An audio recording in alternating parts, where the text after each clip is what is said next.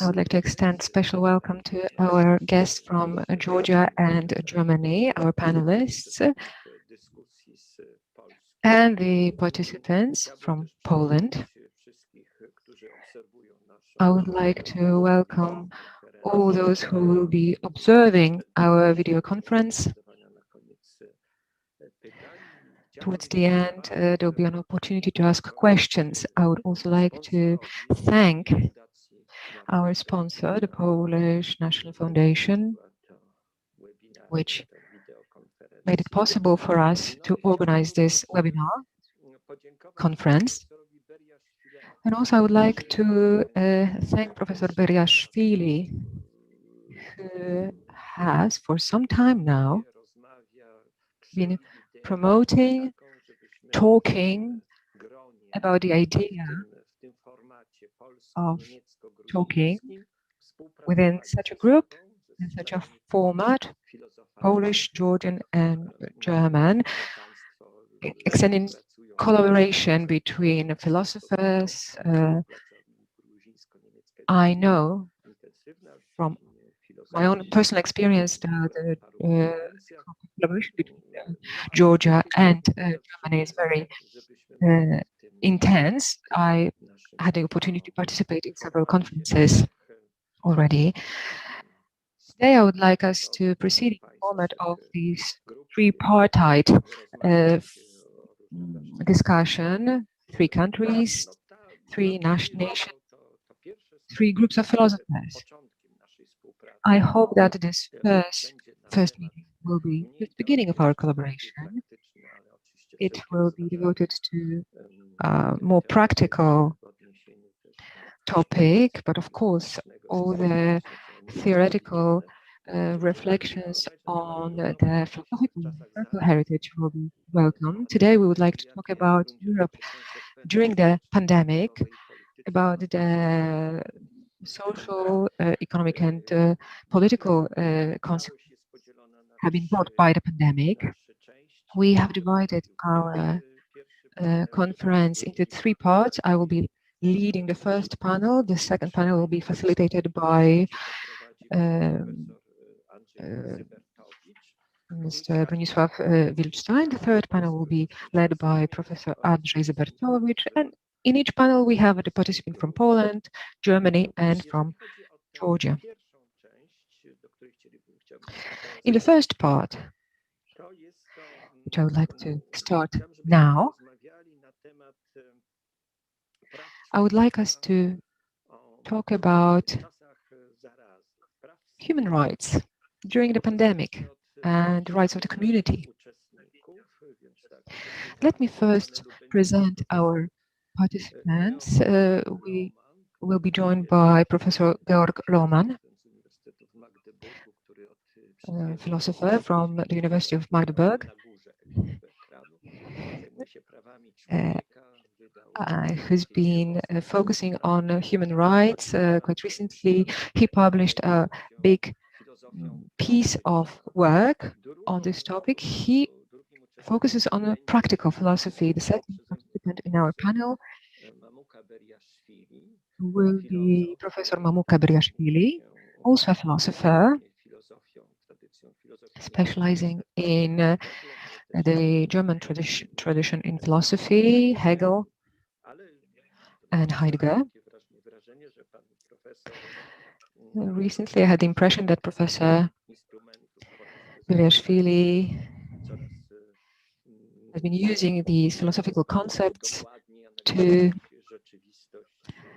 provide more and more precise analysis of the reality that surrounds us,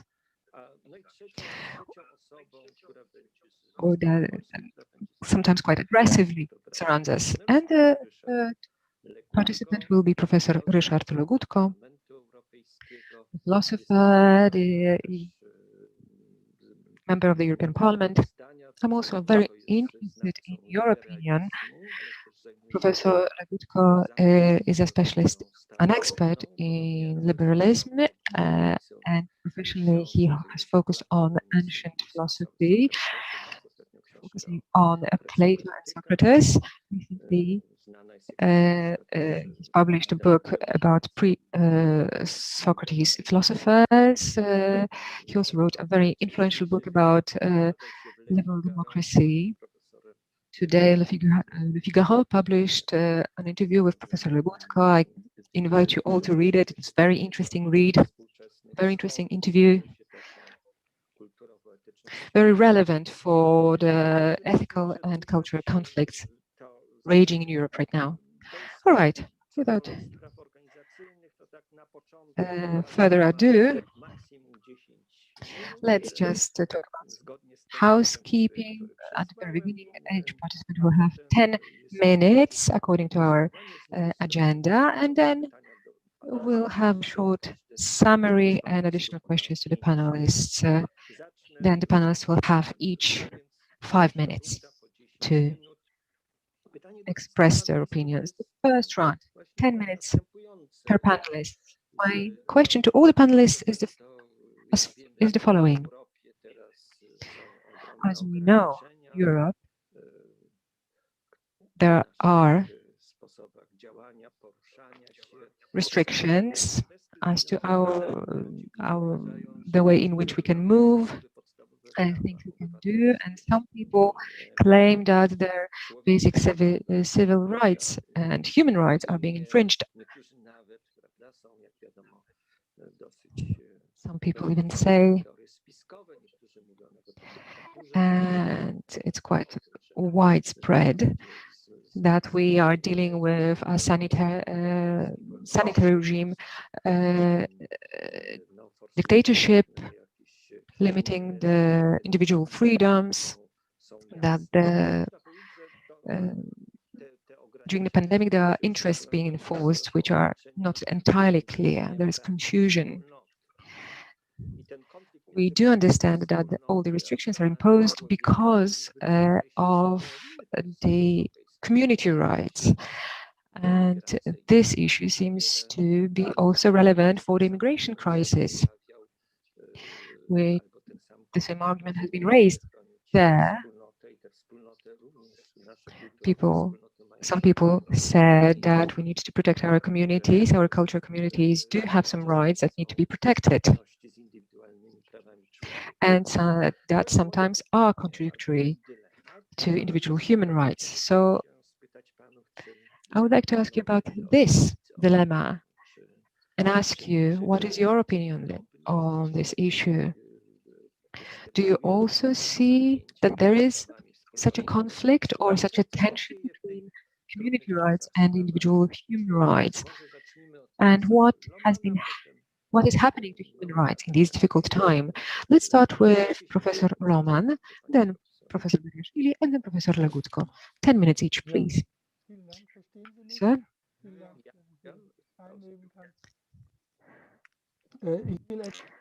Thank you very much. Can you hear me? All right. All right, I'll say very briefly something that I prepared as a presentation.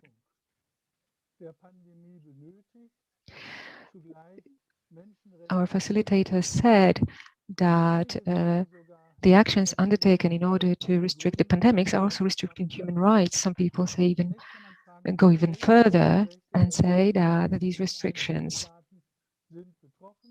have been cancelling the individual human rights altogether. So the question is, what kind of individual human rights are being infringed here? Basically, it's the freedom of movement, and the freedom to exercise your profession, and to go on with your daily life, go to a restaurant, use other attractions. There are also other restrictions that are being imposed gradually. For example, the freedom of association in groups. There are some authoritarian measures and authoritarian decisions to move, for example, the date of general elections because of the pandemics. So we have to be very careful. On the other hand, we have to say that human rights need to protect human health. In both human rights documents, the right to remain healthy is not included. However, the international, the Universal Declaration of Rights does include such a clause, and countries have been undertaking measures in order to protect physical and mental health of their citizens, and they also applied measures to prevent spread of diseases, infectious diseases, and since such measures also necessitate actions that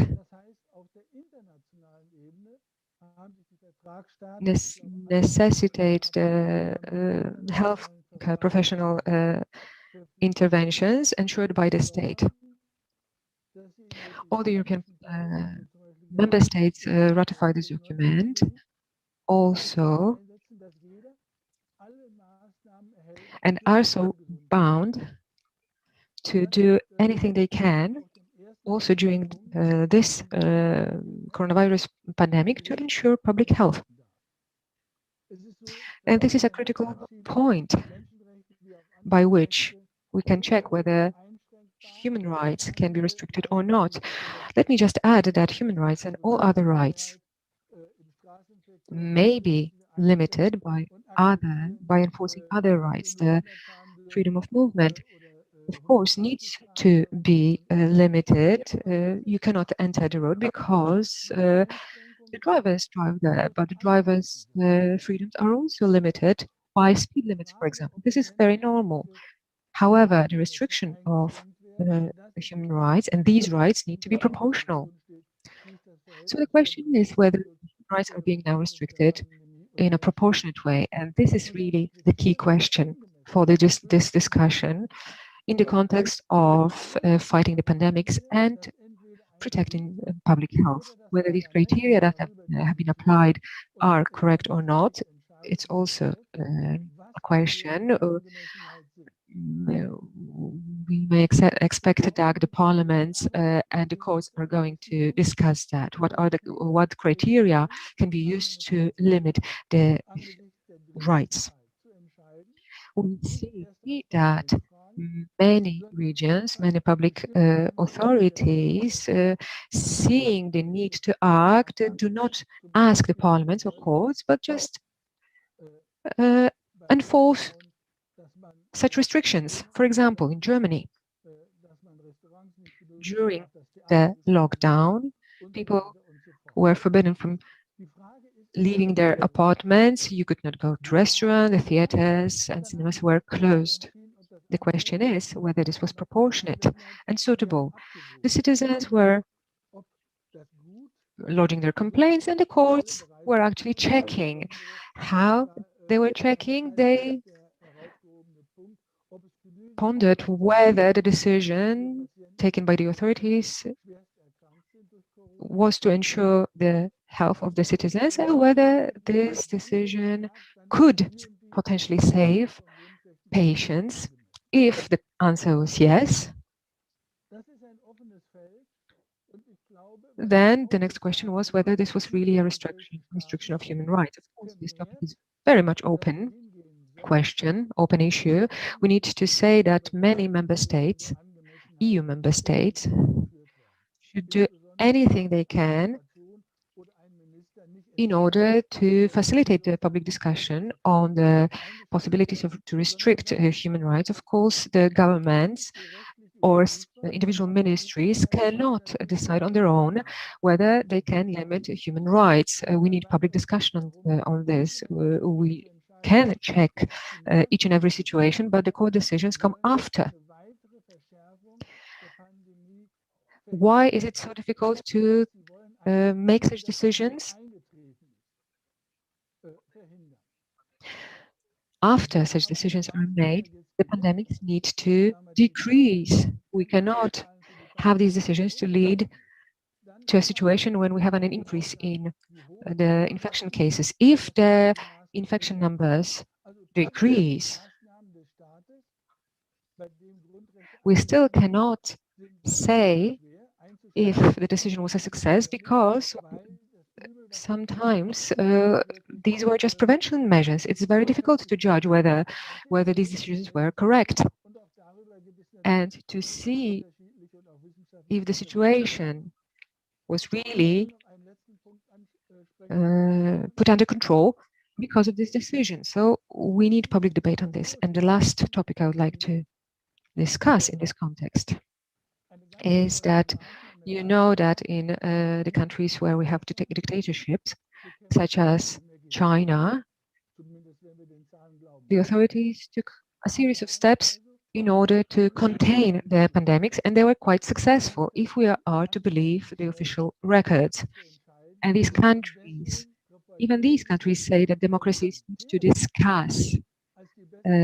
But the democracies who need to discuss, they do not take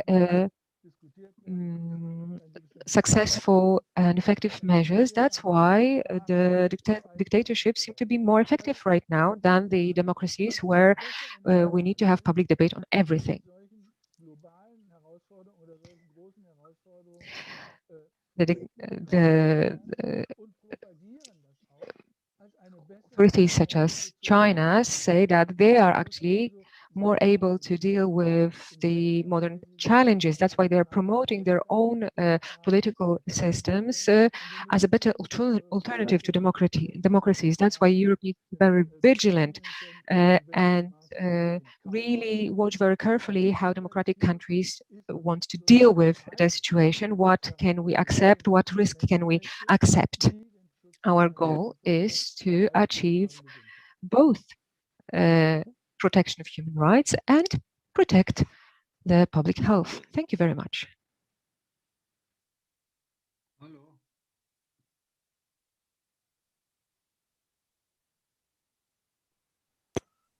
Przepraszam, bo nie udało mi się włączyć mikrofonu. W każdym razie dziękuję bardzo za ciekawe wystąpienie. I teraz profesor Beriaszwili jako następny.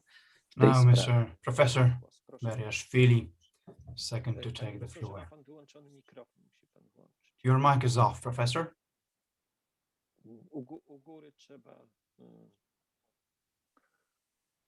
O, teraz jest włączony. Tak, proszę bardzo. Now it's on. Right, there you go. Panie profesorze, proszę. Professor? Tak, proszę bardzo.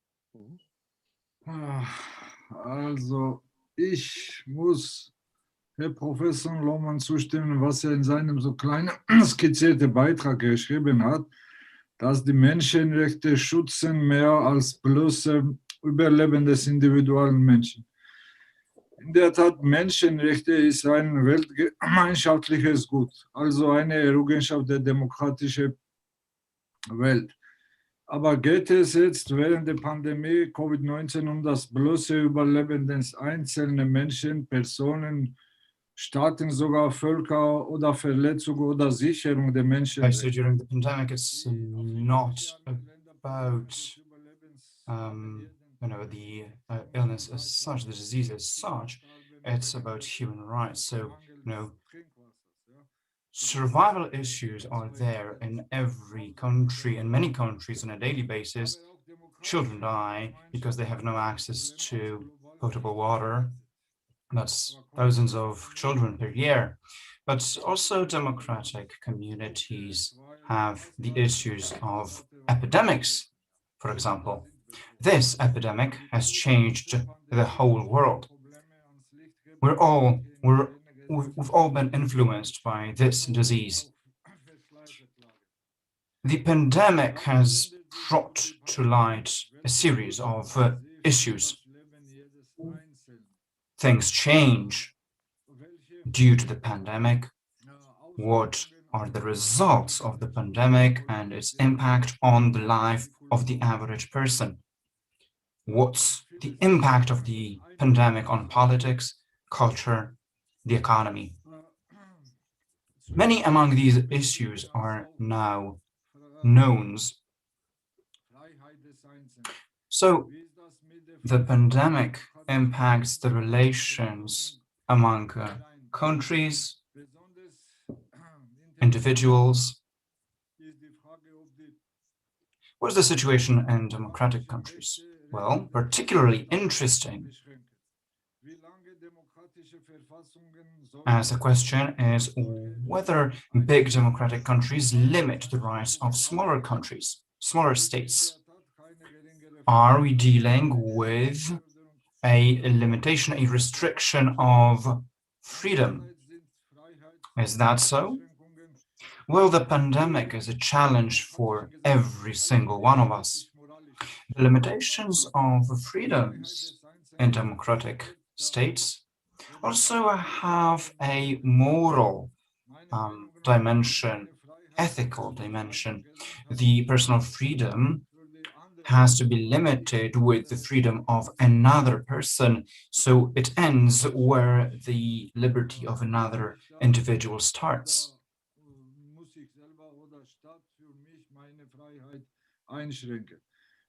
Probably,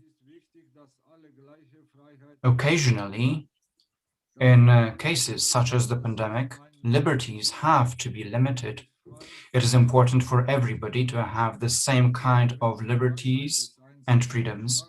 I want to have the right to live free of threats. But if the freedom of the individual has to be so much restricted to an extent where it cannot be executed anymore, then that's a difficult situation, and a decision has to be made about the moral rules to be applied in such situations. And from experience, we know that there are two possibilities. One is utilitarian argumentation that can be applied along the following lines. If the society makes moral decisions, then it has to make a certain choice. During a pandemic, the issues are not only human rights, but also a social dimension. Namely, how do we relate to one another? How do we behave towards others? And how should the state treat the individual? What individual freedoms should be executed? How should the global society develop? So that it be able to deal with these issues and be prepared for them. The COVID-19 pandemic has a number of dimensions, both positive and negative ones. They deal with globalization. New solutions are being introduced, and they are portrayed as necessary. The global society, particularly in the beginning of the pandemic, had to make a choice about whether to make a choice to survive. We are either global countries, global states, or nation states.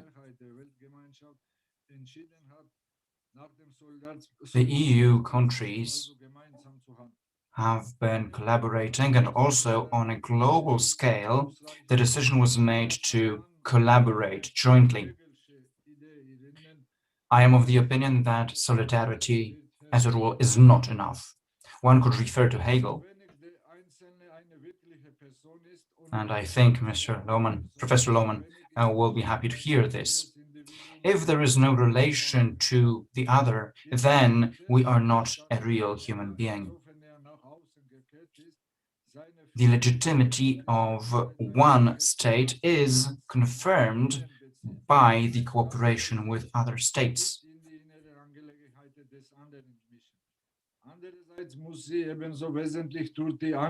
Therefore, the state should not intervene in the issues of the other state, but on the other hand, it has to accept the independence of the other. And this is the guarantee for the second one to accept the existence and the rights of the first state. Therefore, it is of importance what happens in the second state. So one has to say that the decision being made in terms of solidarity and action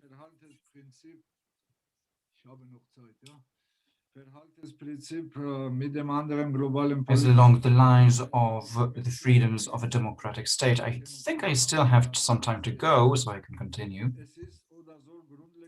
So the activities, the actions of a state have to they require the acceptance, and this is a condition for democracy. From the point of view of politics, the state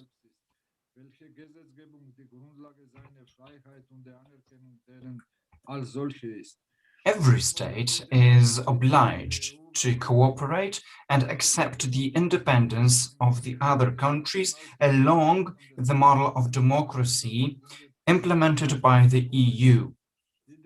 We've seen that it's been ever more stressed how important it is to cooperate and cooperate in solidarity, which does not mean that nation states have no power and no remit and no rights, and that they hand the rights over.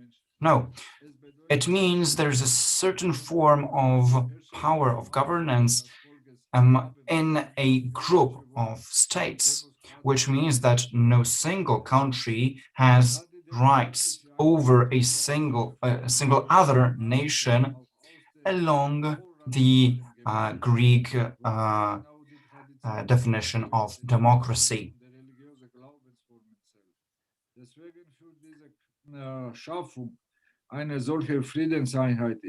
So tradition is of high importance.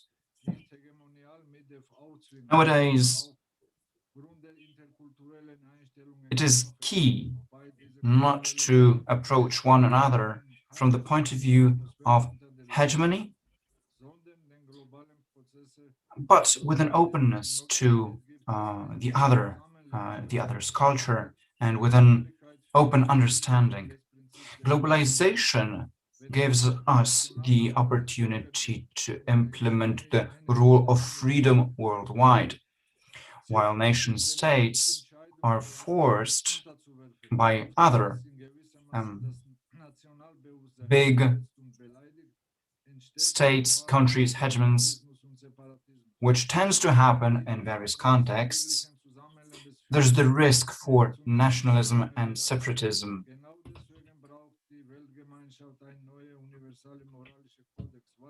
While it is very important to create a peaceful coexistence. So what are the conditions for our coexistence and globalization in a peaceful context? This is a question we are going to look for an answer to. Now, Professor Legutko, 10 minutes. You have 10 minutes. Dear Professor, so how are things with human rights during the pandemic? Hello, good afternoon, ladies and gentlemen, dear Professor. I am very sorry, but I have nothing to say.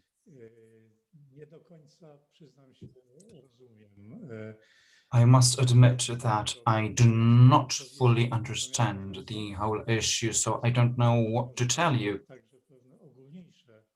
And yet, having been encouraged by you to refer to a wider context, let me now devote 10 minutes to telling you what I think about the whole concept of human rights.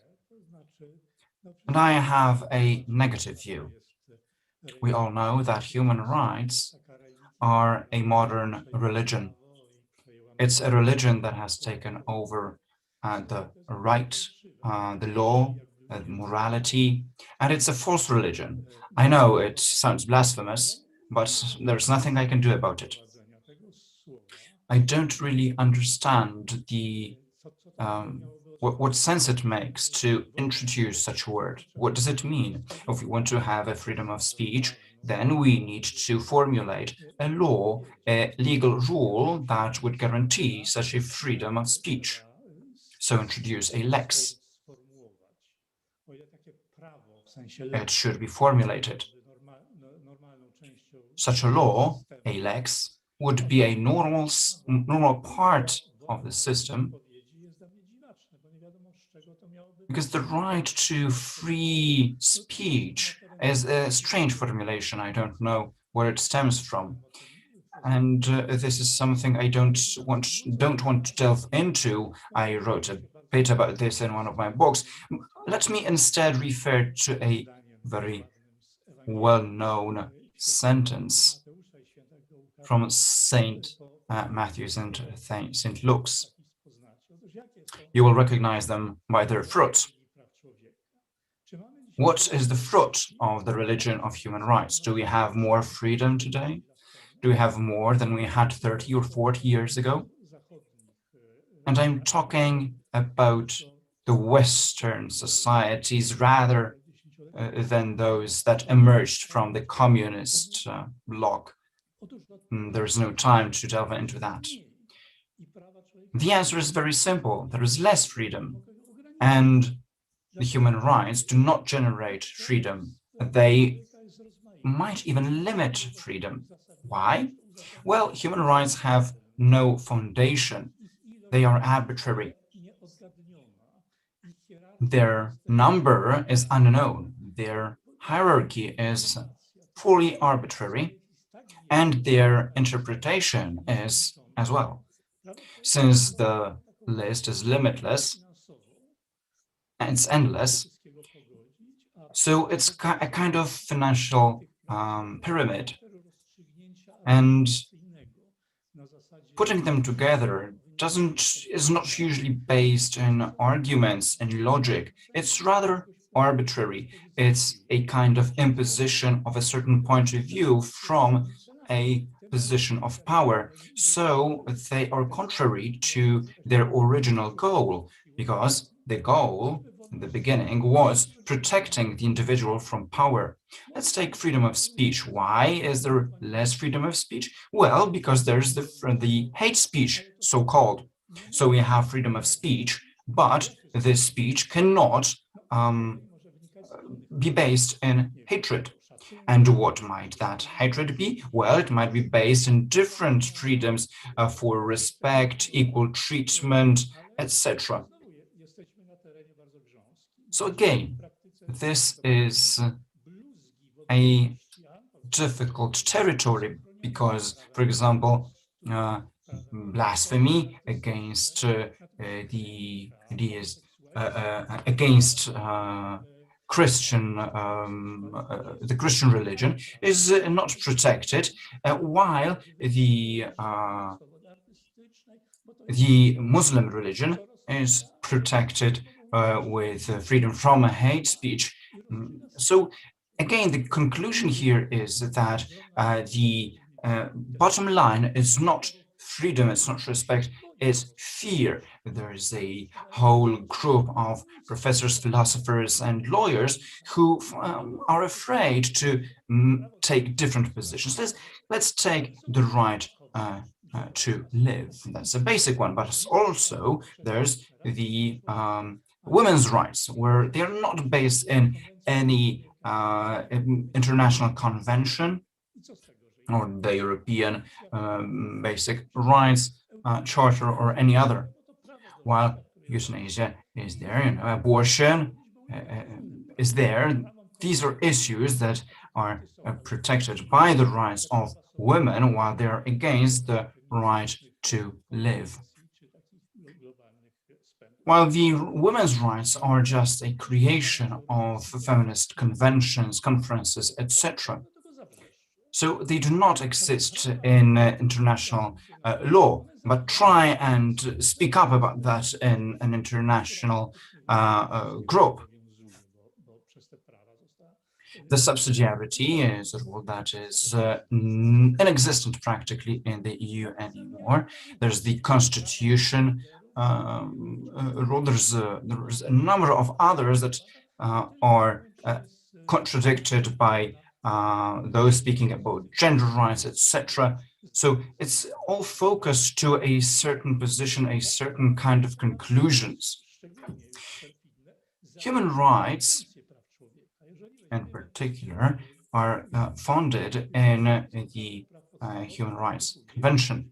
If you take the Article 9 of European Basic Rights Charter, you will see that the right to start a family, etc., should be protected by law. And you will see that the Polish legal system protects those freedoms. Is it respected? No, it is not being respected, because when a number of communities, municipalities adopted such declarations along those lines, it was announced in contradiction to European values, while Article 9 is being absolutely looked over. It's absolutely impotent.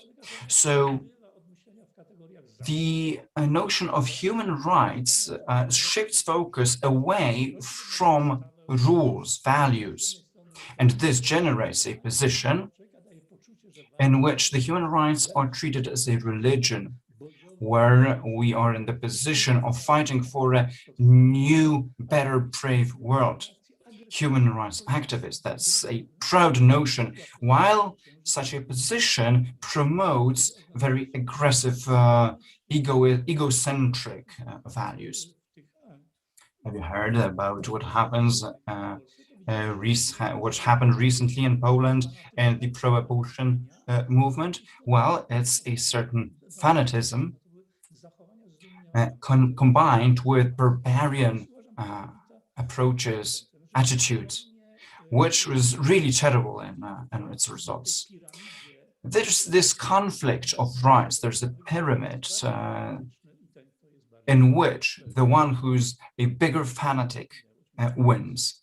I think my 10 minutes are over. Thank you. Let me hand over. Thank you very much.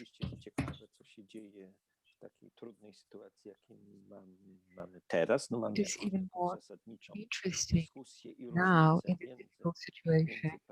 We do have a discussion going on between the panelists as well. But I did find common element, and that's why I'm going to ask you a second question. Regardless of the source of human rights, let's just assume that we have lex, that Professor Legutko mentioned that there is a community, a political community that always sets itself some goals. I'm not sure whether all our panelists would agree. We do have situations, as Professor said, that in which the rights need to be restricted, but he also said that during the pandemic, we have to deal with a lot of restrictions in terms of restricting freedom of movement, freedom to leave your flat, the need to postpone elections, which was also an issue here in Poland. The problem is that in our society, we frequently face a question about the appropriateness of these restrictions. Professor, you mentioned angemessen, and you said that the courts might actually decide on this. But the question is, why should the courts decide? From many different points of view, many different things might be appropriate from the point of view of businesses and hotel owners. The restrictions imposed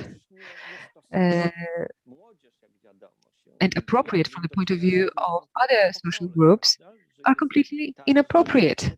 We also have to deal with the conflict between generations. Young people think that a lot of restrictions are inappropriate and they are actually serving the interests of other groups. That's why we're facing a question about arbitrary choice. That's why Professor Legutko probably mentioned this. Taking different positions on the issue of human rights, he said that it might be an arbitrary choice to, let's say, discuss the rights of child and the rights of women.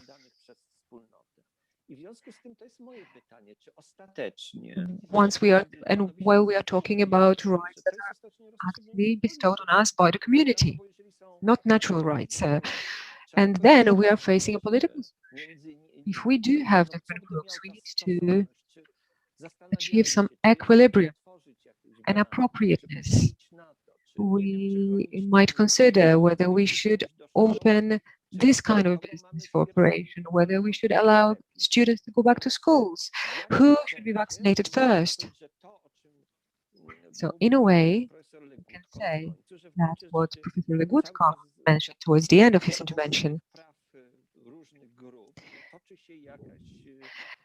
we have an ongoing debate around the rights of different groups, and it's a political debate and a political battle. Wolfgang Thiersen was the latest victim of such a battle when he voiced his critique, saying that different groups are demanding their rights to be respected. Professor Lohmann mentioned the conflict around the necessity to protect one's national group.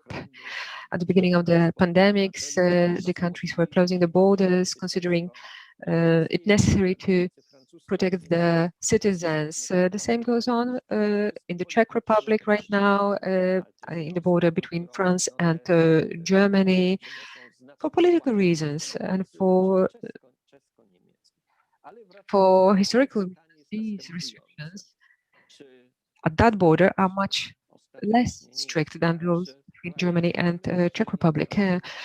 So the question remains whether perhaps we are dealing with decisions that are being the result of collective political processes, and thus we cannot refer to the courts to different understandings of the rights and the appropriateness of restrictions. We do not seem to have any universal common solution that would spring from some general rules.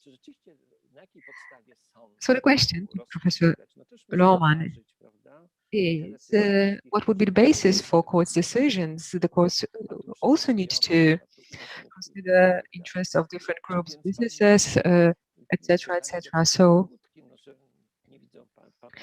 also a question to Professor Legutko. Perhaps you could see some common ground in your interventions, regardless of what the source of human rights is. And perhaps the solution might be what Professor Beriashvili suggested, a kind of remoralizing the world. Perhaps, however, this is also another utopia that goes far beyond what our collaboration within EU is based on. So perhaps I'll ask first Professor Lohmann to respond. 5 minutes each. Thank you very much. Well, I think now we're talking about a Polish reality. And it's very interesting. But perhaps I should mention two things. First of all, what do we understand by human rights? My premise was that human rights, as I said, can be restricted by other rights introduced appropriately, and the pandemics has confronted us with quite a stressful situation where ordinary ways of acting, ordinary decisions that were quite okay in the past are no longer appropriate or are being challenged. Once again, human rights is not a religion. They are legal answers to the lack of justice faced by human beings over a long period of time, and they are the rights who were established following World War II as a response and a reaction to the crimes of Second World War, and the Universal Declaration of Human Rights or the Charter of Fundamental Rights are the documents who are within this convention valid and who bind all the member states to respect them, whether we consider this in the context of the Lisbon Treaty or not. It's not a question whether we want it or not. The human rights are not only a moral issue. They can be justified from the moral point of view, but they are also justified from the legal point of view. That's why in democracies, in countries governed with the rule of law, all these conventions, all these documents have to be respected. That's why no country can now say that they're going to introduce and enforce emergency state and do whatever they like. If the countries decide to follow such measures, this needs to be only temporary. For example, quite recently in Hamburg, they introduced a special law, but it's only in operation. It will only be in operation for 2 months. So it's only a temporary solution and a temporary measure, introducing temporary restriction, which is not an infringement of human rights. And then we have two possibilities in terms of appropriateness.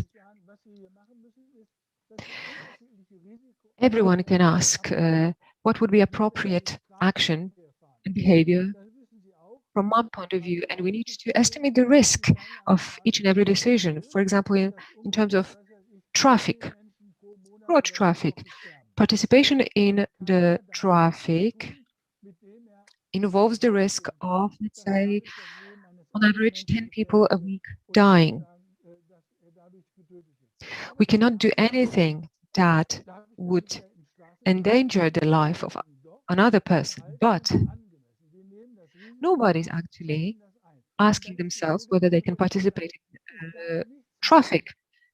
We can participate in traffic, but we have to behave accordingly, according to the rules. It does not mean that we cannot do anything. We cannot do things that increase the risk of accidents in road traffic. Which means that we need to respect the speed limits, etc., etc. And it also applies metaphorically to the pandemics. All the citizens need to behave appropriately, and you are absolutely right.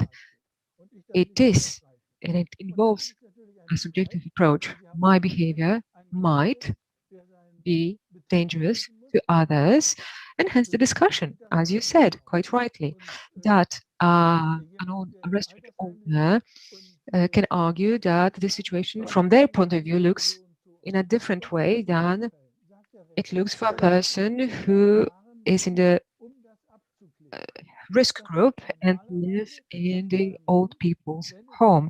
That's why in such situations it's the state which decides. Usually it's the parliament passing the laws. If it doesn't happen, then, as you rightly said, the government might apply some preventive measures, but whatever is decided then needs to be checked by the parliaments and by the courts. What happened in Germany, the Ministry of Health made some decisions. For example, that people working in a specific region cannot go farther away from their home than, let's say, 15 kilometers. And then the court later on decided that it was incorrect. And then the law, the decision, was corrected. And you are right that the decision by the court always comes too late, but it does influence the legislator and the authorities who enforce the rules. The courts, so the authorities can take decisions, but they need to take into account that that they might have to correct their decisions. And then all the rights, not only the individual rights, can be changed in this way. That's the situation right now. Professor Beriashvili, maybe you can answer. Sorry, I don't think I answered your question.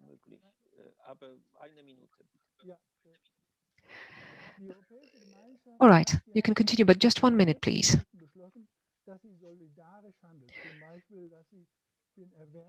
The European community decided that we will act in the spirit of solidarity. For example, the vaccines will be bought for all the countries because there are some member states which, for financial reasons, are not able to buy enough vaccines on the free market. And there are some member states that are being egoistic and they buy the vaccines on their own because they decided that they consider that the EU has not been effective enough. Of course, we can argue about this. And such a form of solidarity has also been enforced in law, and it can be criticized and critiqued on moral grounds. And here Hegel is important, because based on his thought, each and every country fighting the pandemics, in order to prevent any further spread of disease, all the countries and each and every of the countries, it lies in their interest to actually have solidarity in fighting the pandemics, to prevent further spread of disease. It is in our interests.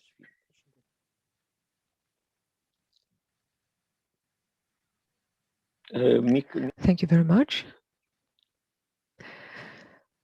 Professor Beriashvili, please switch on your microphone because we cannot hear you. Your microphone is switched off. Aber ich sehe, dass nicht eingeschaltet hat. Professor Beriashvili, jetzt hat sich Professor Beriashvili. Okay, dann ich schlage vor, dann gehen wir zu... Herr Krasnodębski, hören Sie mich? Ja. Weiß. Ich möchte mal nur was fragen. Hören Sie mich? Can you hear me? Let me ask a question, but first, can you hear me? I don't hear the interpretation at all. You need to change the language, the channel. If you click on top of the page, you can choose the language in which you will have the interpretation. Language interpretation, you can pick specific language. All right, but I cannot find this, sorry. So can you please find the button in the right upper corner? If you press on the button, you will have 3 points, and then you'll have access to more functionalities. So this is the button Participants, then you go to More, and then you have the tab Language Interpretation. And then you choose the language in which you want to listen. Unfortunately, I don't have this. Sorry, I'm terribly sorry. All right. So then we should ask questions in English, but please try once again. I think it would be difficult. Let me see what I can do. On top of the page, you should, on top of your screen. Well, let me ask my son. All right, it's a good idea. Maybe that will be. I'm sorry, I kept speaking and I didn't realize that my microphone was on. No, it was off, so no problem. All right, so let me ask my son how to deal with the situation. No worries. All right, I would like to ask Professor Beriashvili and Professor Legutko to answer. Professor Legutko, perhaps? Mr. Vice, could you please switch off your microphone? Professor Legutko, please. Well, as I said, I don't have much to say on this topic. We do live in very difficult times. We cannot compare it to anything that was in the past. This is completely new, very dangerous, the feeling of insecurity that people feel, and we need to be rational. This rationality, I think, is the principle that we should all subscribe to. I mean, those in power and those who are being ruled, governed. But I do understand that this is not always easy to do, because some actions have very strong consequences. If somebody owns a restaurant and they need to close it, of course, this is going to be to bring big consequences. But we do observe a lot of irrational behaviors.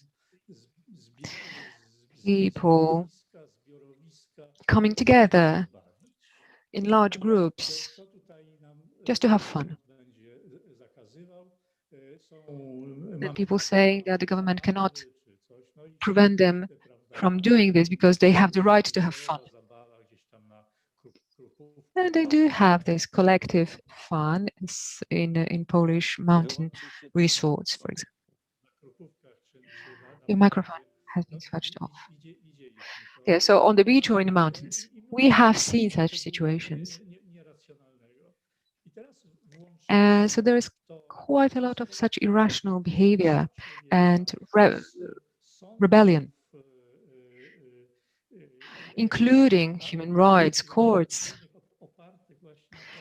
legislative acts based on human rights seems to be futile. I do understand that we live in times where everybody speak about human rights, but let's not fool ourselves that it's going to change anything. It's not going to change anything. Either we act rationally or irrationally. And the justification through court decisions, if the court pronounces that people cannot go into the forest, they cannot enter 50 meters into the forest, but they can actually go 20 meters into the forest. It's actually quite futile. Perhaps one of the reasons is that the culture of human rights made the modern people full of demands. If there's anything wrong, people will just protest and say that they have the right to do something. That's why sometimes it's very difficult to reach the wider public with a general message. But at times such as these, we need discipline, and that would be it from me. I don't have anything else to add about. I can speak a lot about human rights and critique them, but probably this is a topic for another meeting. Thank you.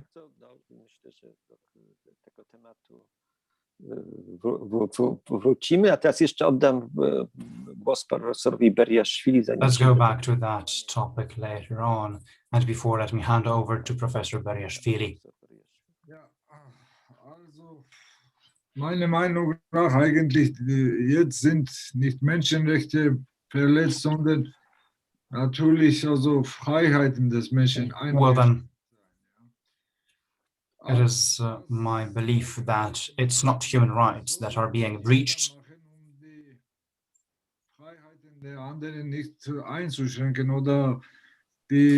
In any case, everybody should stick with this. It's obvious that human rights are being limited, restricted. They should not be limited, do not boil down to living, to the freedom to live a healthy life. What are the restrictions introduced by individual countries? Well, it's not, I'm not in a position to say whether they are rightly so introduced or not.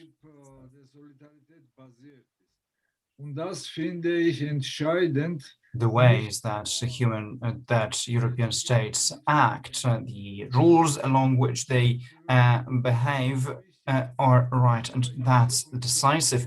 They are the right way to operate, not only in order to fight off the pandemic, but also to be resilient in the future to all kinds of issues. Problems that are not necessarily of an epidemiological character, but economic ones and other.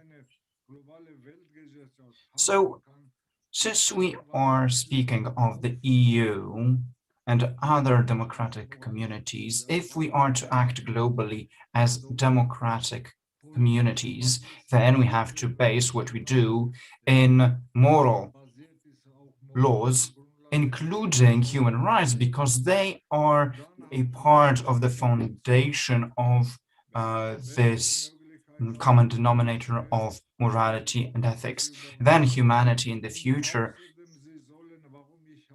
is supposed to have a better position to deal with that kind of issues. Well, why did I quote Hegel? Well, I did that because it's about a certain reciprocity, a symmetrical character of relationships among countries.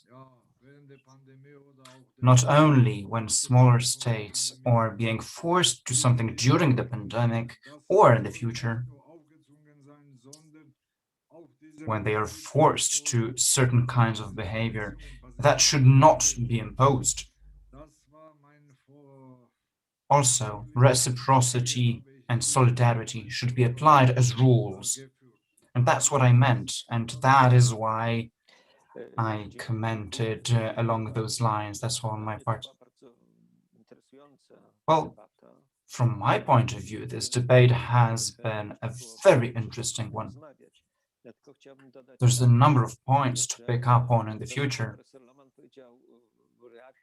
At one point, Professor Lohmann reacted to Professor Legutko by saying that we seem to be in a Polish reality, and then in your response, you said the following by referring to the Nazi atrocities and legal changes. You said that human rights are a legal reality, and that makes me think that we are in a German reality to a certain extent. Perhaps certain basic issues should be cleared out. This does not mean that we do not respect freedom in Poland, that we do not apply respect, personal respect. We do believe that there are inalienable rights assigned to individuals along the Catholic Christian ethics. What I mean is a certain modern individualism, or rather postmodern individualism, the reference to law is what I mean. But Professor Beriashvili mentioned right to live a healthy life. Sure, if we are of ill health, then we will not go to court unless there was some medical mistake. Well, Professor Lohmann said this is not a religion, this is hard legal reality, referring to human rights. While the issue is the following: this social reality is a source of legal changes and even going around the law.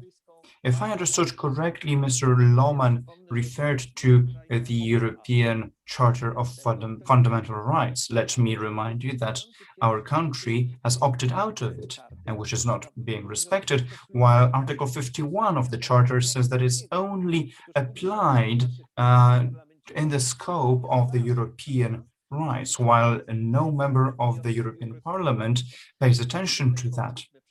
They do not pay any attention to legal provisions, which is what Mr. Legutko mentioned. Of course, there are international conventions which are being respected, observed, and applied, including European treaties. And the reality, legal reality, are the obligations stemming from those and the rights of the individual. Again, referring to the language of rights, this is being breached by assuming that we are in breach of law, which is not the case.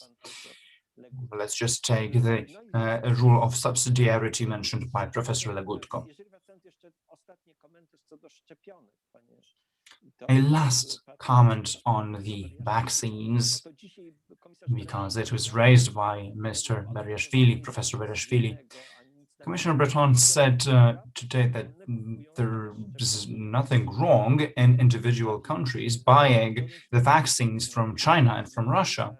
So, again, at a certain point, the assumption is that this is, provided for in the individual situation.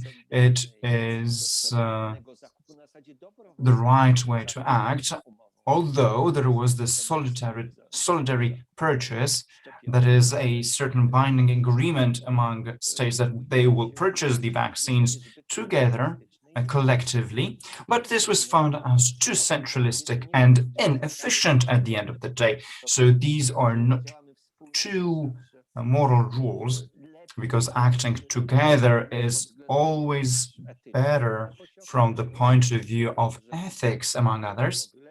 Because it was found that it might be better, but in this situation, this leads to consequences that are unacceptable morally. That is, there is not enough of the vaccines, and they cannot be provided for the citizens by their governments, and the citizens are dissatisfied, and rightly so. Let me wrap this up. There is a lot of interesting strands in this discussion, but let's move to the next panel, which will be held by Mr. Wildstein, by Bronisław Wildstein. Let me remind you that the Association of Creators of the Republic of Poland is the host of this event, which is an important social organization, independent one, associating writers, filmmakers, and such. Let me now hand over to Professor Wildstein, a Polish writer, journalist, and a defendant of human rights, I think I might say. And he was a pioneer of the Polish opposition even before Solidarność. In the 70s, the student committee was created. The Solidarity Committee, that's the name. That was the Student Solidarity Committee, and that's where the name of Solidarity, Solidarność, later came from, which is something we might have time to go back to later on another opportunity. Thank you very much. Good afternoon. It is my honor to host this panel.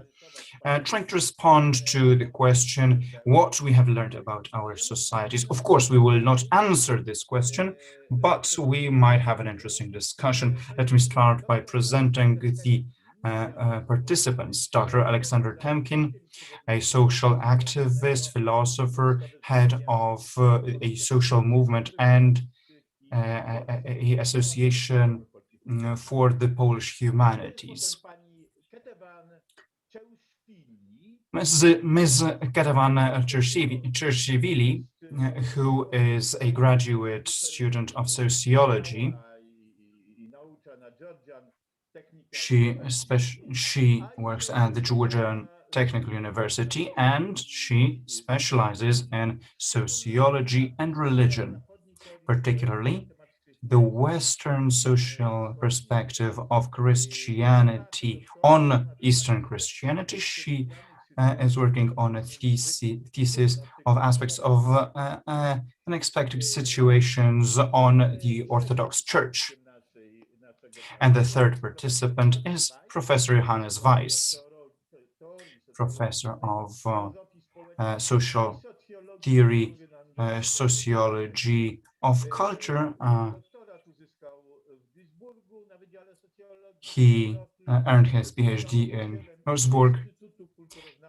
He founded the Institute of Culture Studies and the Leipzig University. He worked at. He won a scholarship of Max Weber Foundation. Much more could be said about our panelists, but unfortunately, I have to spare my words. Let me hand over to them in a minute, but let me start by a very trivial sentence along the lines that the situation such as the current one is a kind of magnifying glass. That is, they allow us to look at behaviors, people, and social machinery, and all kinds of manifestations in literature and writing. And this is something we are currently being part of. That is, there are these attempts at looking at the current situation. One of such was the Peloponnese War, which talked about the disease that decimated Athens, and other such examples can be found in literature, working as a magnifying glass on such situations, diseases, epidemics. This is, at the end of the day, quite obvious. That is, people either behave like animals, like beasts, that they need social bonds, and that these are transformed in the process. On every opportunity, this kind of phenomena, such as the current pandemic, tell us something about the current state of affairs, and this is something we would like to focus today, but that's up to you. The first to go, Dr. Temkin. Thank you very much. Thank you very much for the invitation. It is an honor and a big pleasure, particularly since my grandfather was Georgian. So every opportunity to touch upon the Georgian culture is a tremendous experience to me personally. This presentation is going to be shorter than 10 minutes, I hope so at least, which will allow for more leeway in the discussion further on. Let me begin. In the name of God. The governor of Texas said he was ready to die for the good of the American economy, and he believed that many elderly people believed the same. On the 28th of March, Pope Francis warned against a possibility of viral massacre, which will transform into the reality. That's the state of pandemic in Poland later on, and since March there are attacks. There have been attacks from the proponents of the opening of the economy. and Poland. The first sentences of an article by Grzegorz Hajderowicz saying that the medicine seems to be worse than the disease, I think, were written on the day of the announcement of the pandemic, the state of pandemic. On the 5th of March, in an article for Polska The Times, I wrote that it was a key question. We had to answer who we want to be on the other side of the pandemic, and that there's a need for a bailout for lockdown to be possible. On the 30th of March, I published an article in Gazeta Wyborcza talking about generals who call for means against the economy and leaving people without means to live as a result of the pandemic. Then we launched the initiative which I had. The main postulate was launching an European fund which will finance 3-month-long direct support in the form of a 500 plus for inhabitants, citizens of the countries under COVID. The initiative was supported by the closest collaborators of the Pope, the Conference of European Rabbis, the most important rabbi organization of rabbis in Europe, had chief economists in Poland, in Europe. Let me not quote all of them: Philip Zimbardo, Rowan Williams, Archbishop Karl Ginsburg, Manfred Weber, Axel Honneth, Tomasz Terlikowski, Andrzej Nowak, up to green members of parliament from France and Germany. There are too many to enumerate at this point. The initiative was published in New York Times, Washington Post, and in many European newspapers. And in the recent years, no such wide initiative was formed before. Europe decided to go for a common debt, and it did not decide to go for direct transfers supporting financially the citizens of the European countries. The consequences are visible on a daily basis, and citizens feel that the social contract has been broken. There's an anti-pandemic public morality concerning the public sphere, and sometimes even the private one, which is a breach of liberal procedures. With a bow to our German participants. Well, countries call this the new normal, and they give nothing in return.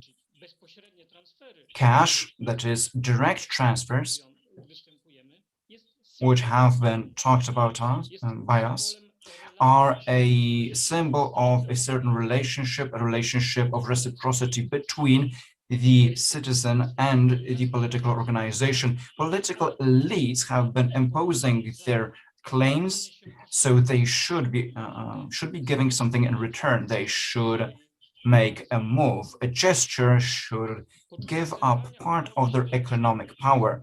The feeling of a social contract being breached, that the political order has been delegitimized, is commonplace. The risk is that the political scene will be taken over by the proponents of a pro-Russian option. If we are not to give up the bases of our civilization to barbarian libertarianism and postmodern Geronto wonder, we have to respond to this feeling of delegitimization of order by organizing the direct transfers along the example of the American transfers applied by Donald Trump and recently by President Biden. Well, I talked about the feeling of delegitimization and this social disaster that we are facing, and I shifted, along the requirements of this meeting, and will be happy to refer to purely epidemiological issues if need be in later on in the discussion, if you wish.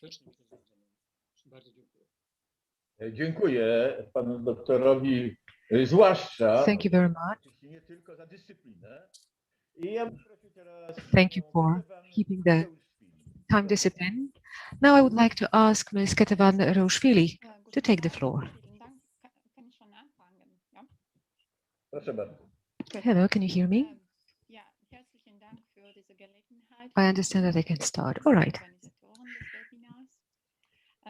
Thank you very much for giving me this opportunity to present here at this conference, at the seminar.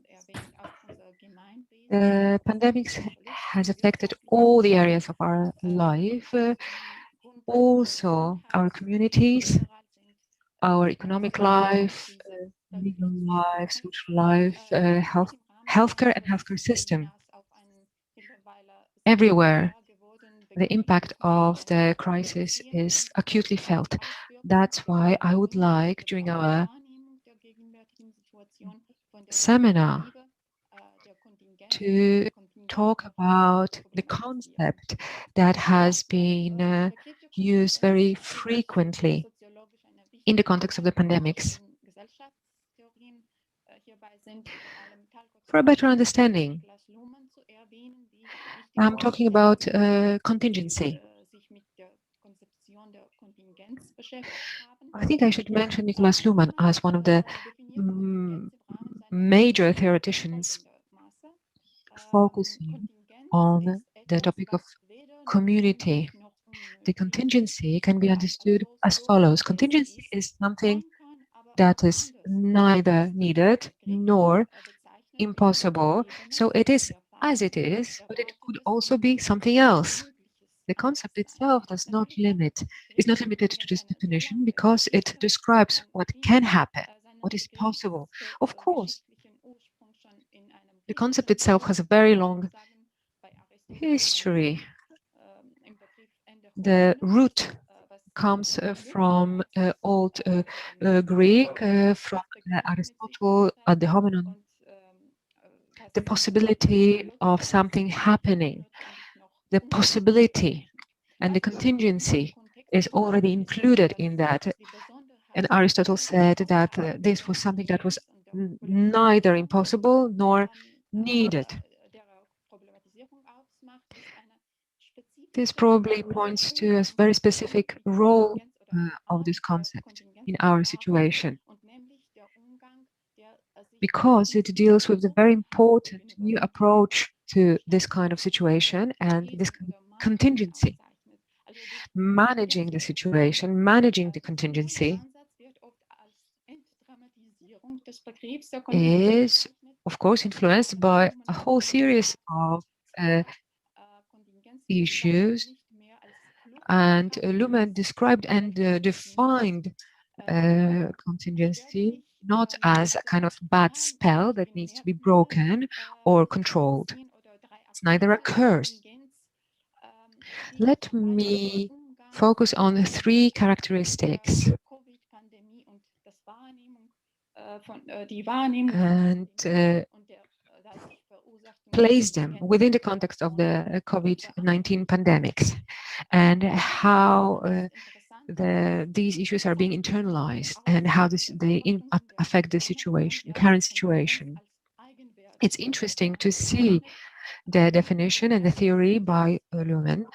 He considered it to be something quite characteristic of modern humanity, and any attempts to actually control contingency leads to further contingencies.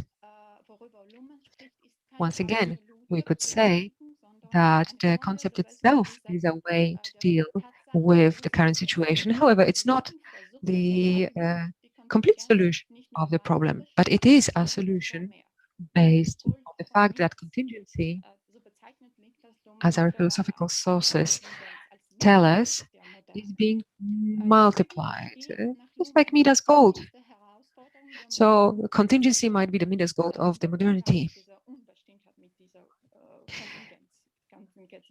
It also poses the greatest challenge: how to deal with contingency, how to understand it and approach it in today's world. Contingency seems to be the key word, the key concept of what's happening, especially in the emergency situations. But of course, it also applies to possible situations. It might be legal contingency, political contingency, decisions, or lockdown contingencies, restrictions, the social life contingency, digital life contingency, and contingencies related to all other forms of life. There is also the contingency related to the future, understood as the non-horizon of the future in terms of lockdown and necessity, obligation to wear masks, face masks, and apply other prevention measures. They are a kind of attempt to control the situation, which is part of the contingency, but there is no one solution, golden solution for the virus that has been applied by all the countries. For me, it's important and significant that the coronavirus crisis has demonstrated even more acutely that in modern societies, the contingencies and its conditions are emphasized, but also it leads us to consider loyalty and openness. The contingency becomes a kind of epistemological paradigm, which is slowly and gradually being perceived as such by the societies. The societies are becoming aware of it. Let me say a few words about the new experience of dealing with contingency, describing it by three characteristics, major characteristics. Perhaps I should mention first the tendency that the contemporary world is becoming more and more important than the future, which means that within the current debate about the pandemic, people tend to stress the present time instead of future. It's very interesting and important aspect of the approach. People to become aware of the current situation and deal with the present situation, focusing on the ongoing processes. This relates to the virus. We are aware that we do not have full knowledge about it. We don't know enough about the infection trajectory, how the virus is passed on from person to person. It's one of the elements of the contemporary world that only the present is being taken for granted. Raman said that the postmodern discourse is a discourse without future. It lacks future. Future is not being emphasized anymore. It's not being discussed. We are focusing on the present and on ongoing processes.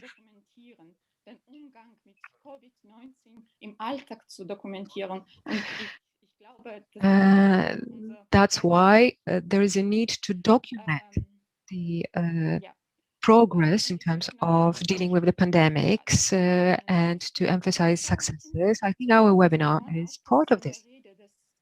Let me give you another example about what I just said. At the beginning of the pandemic, the head of the World Health Organization in March last year said that we are not on a one-way road. We can actually fight the virus and prevent its attack. That was the statement then, but very shortly, he started using new concepts like new normalcy and a statement that we all need to learn how to live with the virus. by our experience, we see what works and what doesn't. And again, the future perspective and the future itself becomes more obscure. We are focusing more on the present. The second characteristic, which is coming more and more to the fore, is the awareness of the power of the realities, different realities, realities that may host something that might happen, the alternative realities. And of course, it's a fertile ground for conspiracy theories. People start to challenge the very idea that the virus is affecting people, that it's related to 5G networks. The conspiracy theories are part of this tendency. But of course, it involves a much more complex process, which also affects the vaccines. Not everybody understands the mechanism, how the vaccines work. There is some confusion there, and from this confusion, we have legal issues coming forth, human rights, etc. We can have moral judgments. That's why individual approach to the pandemics is very important, because national governments are taking decisions which are vital. The questions whether we should introduce lockdown or whether we should back down on the restrictions, they are key issues. The third characteristic, the present contingency and its experience, is pretty special. People become more and more, they accept the contingency more and more at ease with the fact that the world is not going to revert to what it used to be, that there is no going back. We can describe it as the way to project the new world based on the contingency effect, which we also can observe. Luhmann says that the future of the present decisions depends on the present, and that it generates kind of insecurity within societies. The last example, Zaragouri, a Georgian doctor, has described the process of vaccine creation as something that is very similar to the never-ending story of painting the Golden Gate Bridge. There's a myth according to which if the Golden Gate Bridge gets painted in its entirety, a tragedy might occur. But it is a never-ending process. So translating it into the pandemic's language, we know that the situation is not hopeless, but we do not know what's going to happen. Anyway, it's going to take a long time. Even if we do have vaccines, once we have the vaccine, the virus is going to evolve, so we'll need another vaccine. So this is kind of the thinking about the pandemic that we can use. Thank you very much. Thank you. Now I'd like to ask Professor Johannes Weiss to take the floor. I hope that you could hear the interpretation, Professor. I do hope that you can hear me. Yes. Okay. In gewisser Weise passt das, was ich vortragen will, zu dem letzten Vortrag, den ich leider nur in a way, what I wish to say actually is very close to my colleague has just said. I was asked to tell you in what way the German citizens are approaching the pandemics, and probably I'm going to repeat things that what the sociologist has discovered. Let me start with the first question. we have observed that Germans are much less religious than we assumed them to be. Jacques Le Goff, a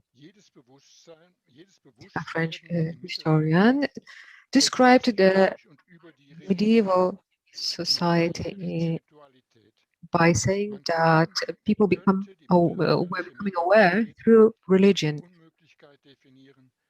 In the area of spirituality, the medieval mentality can be described as impossible without the use of religious terms. So when we leap to the current situation, the pandemic, so we also encounter some kind of possibility, and we see this in the reactions. It's impossible to express things through global relationships. In the past, when we had cataclysms, natural disasters, pandemics, people had very different connotations. There were very different circumstances. Nobody spoke about closing the churches. Theologians, priests have not been interpreting what was happening, are not interpreting what is happening in religious terms. Rudolf Ischte, as a theologist, who theorized systems, wrote an article some time ago, which was published by a newspaper, in which he wrote that what is happening during the pandemic and in the conditions of the pandemic is in contrast with what the systems theoreticians were describing as the functional differentiation. The functional differentiation is being challenged. So religion has, in a way, been left out from the functional differentiation, and science has been entering in the arena of politics. So science and natural sciences, humanities now have a much bigger impact on the political systems and the legal systems. Der bei uns auch viel diskutiert wird, neuerdings viel diskutiert wird, als Erfahrung mit dieser Pandemie in Deutschland ist der, well, very often in Germany, the discussion is related to the pandemic experience, and it is brought up that the political system in the very beginning was respected, while now this political respect to the system has been breached institutionally, but also individually, personally. I think it has to be said. The question is whether this breach is a fixed one, whether it's going to go on, stay where it is. Well, the result of the pandemic is the following. In the very beginning, Germans were praised for the right approach to the pandemic, great equipment, right staff. And very little of that is left. Many people came to the conclusion that we in Germany need to realize that the vision of Germany as a country, as a state that can solve all kinds of problems, deal with all problems, has been very much damaged. Oder die Deutsche Bundesbahn und vieles klappt nicht mehr in Deutschland. Und man sieht in dem Already before that, we saw all kinds of issues in Germany, all kinds of projects, on all kinds of projects like railway projects, airport projects. During the pandemic, we are seeing that again. That is the manifestation of the same failure. That is, people are disappointed with how Germans behave and how they operate. And the last point I would like to raise is the perspective, the sociological perspective. In the very beginning, sociologists were asked, and I recall that very well. Professor Hose said that the pandemic can be a source of a transformation, a way to rebuild our world.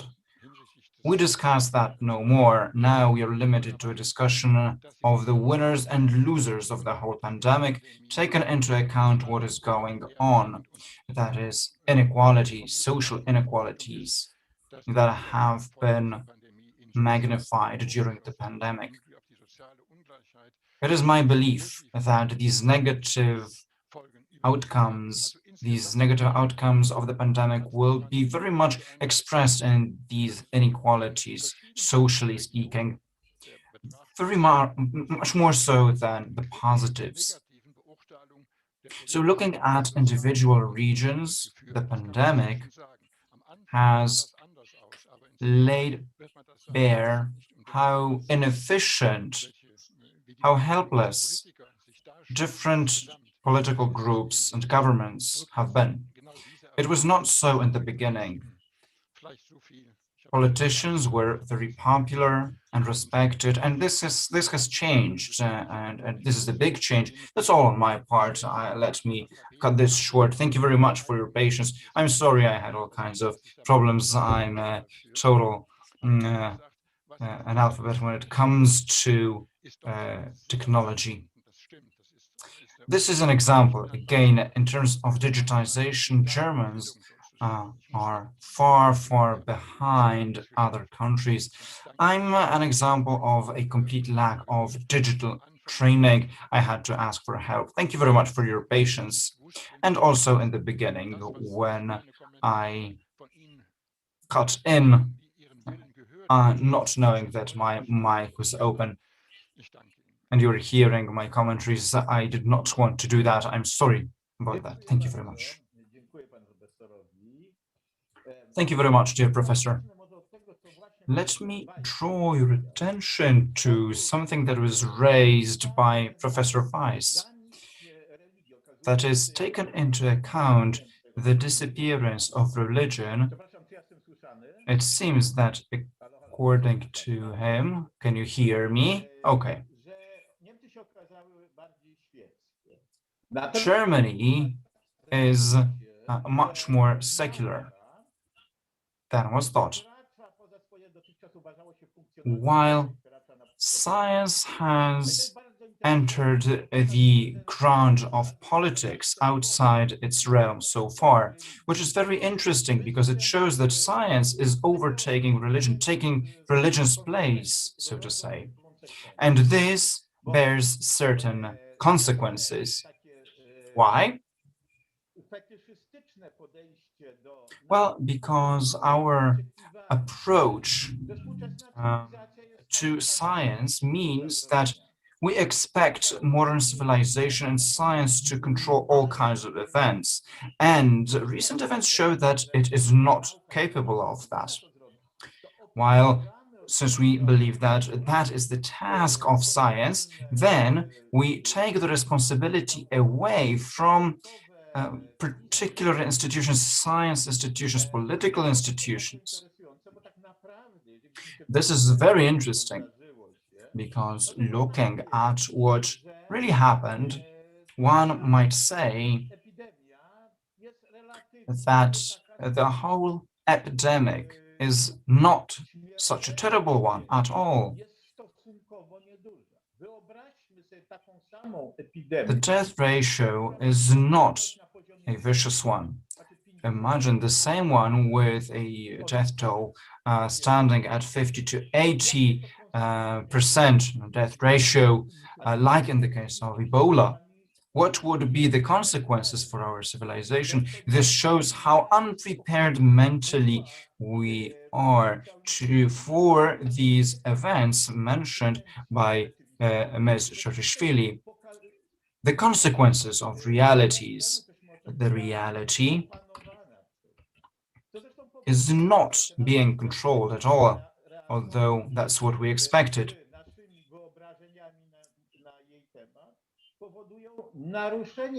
This dissonance between the reality and our expectations cause a certain damage to the vision of the government, as mentioned by Professor Weiss and Mr. Temlin. What is the result?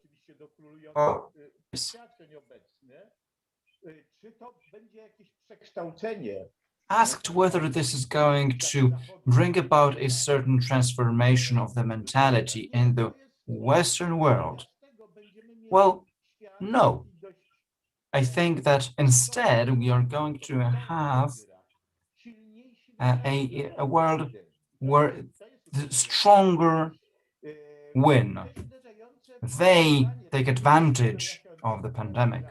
And the question I'd like to ask you now is the following. I already tried to allude, of course, this was a very helpless wrap-up of what you said in order to ask you the following question and to give you leeway to expand on what you said in the first round. Well, we raised a number of questions indeed, because Ms. Shigorshvili clearly said that this haphazard character of the world, this contingency,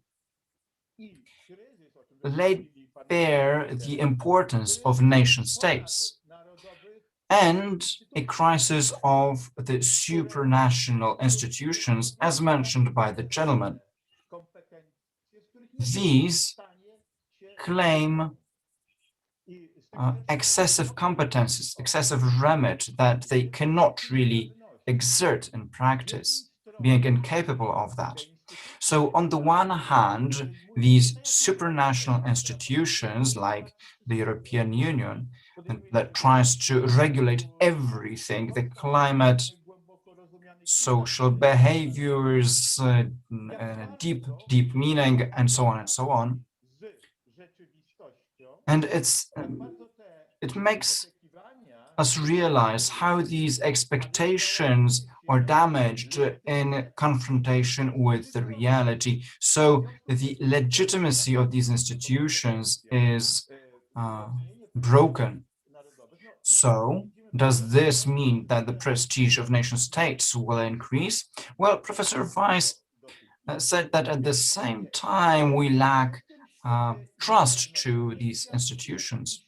So this world of insecurity, uncertainty, will it really be transformed?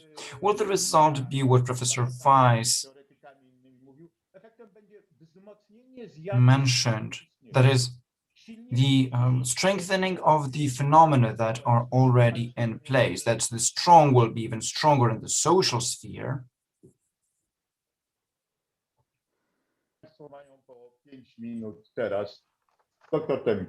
So now a round of speeches, 5 minutes long each. Thank you very much. Right, let me pick up on two issues. That is,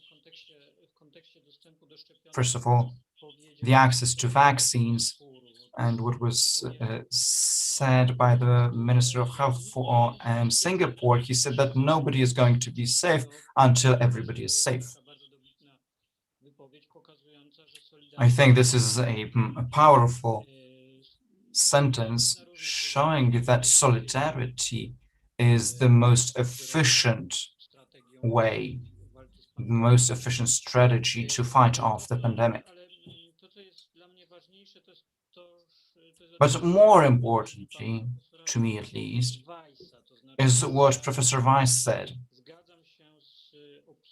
Namely, I agree with the opinion of one of the four speakers, that is Professor Beriashvili, that is, normalization of a humanitarian disaster is the most dangerous process that we are dealing with currently. The normalization of a humanitarian disaster is the abdication of local and global elites from the issue of the safety of the particular population, the particular community. This is possible,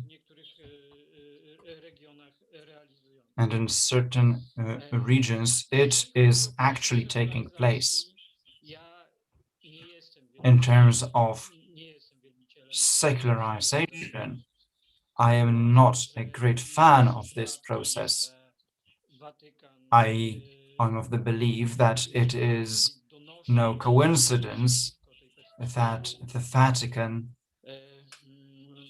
has been strongest in its comments against the process of normalization of this humanitarian disaster and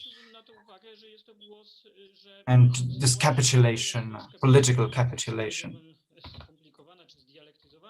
I'd say that political realities are more complex, like Mr. Wilczyn said.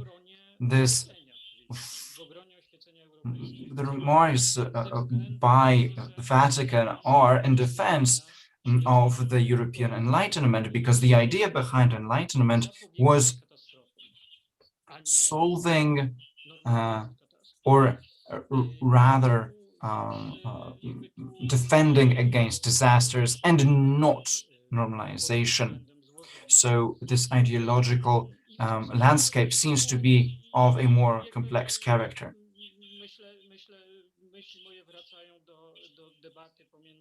Again, this brings me back to the issues between Habermas and Ratzinger 20 years back.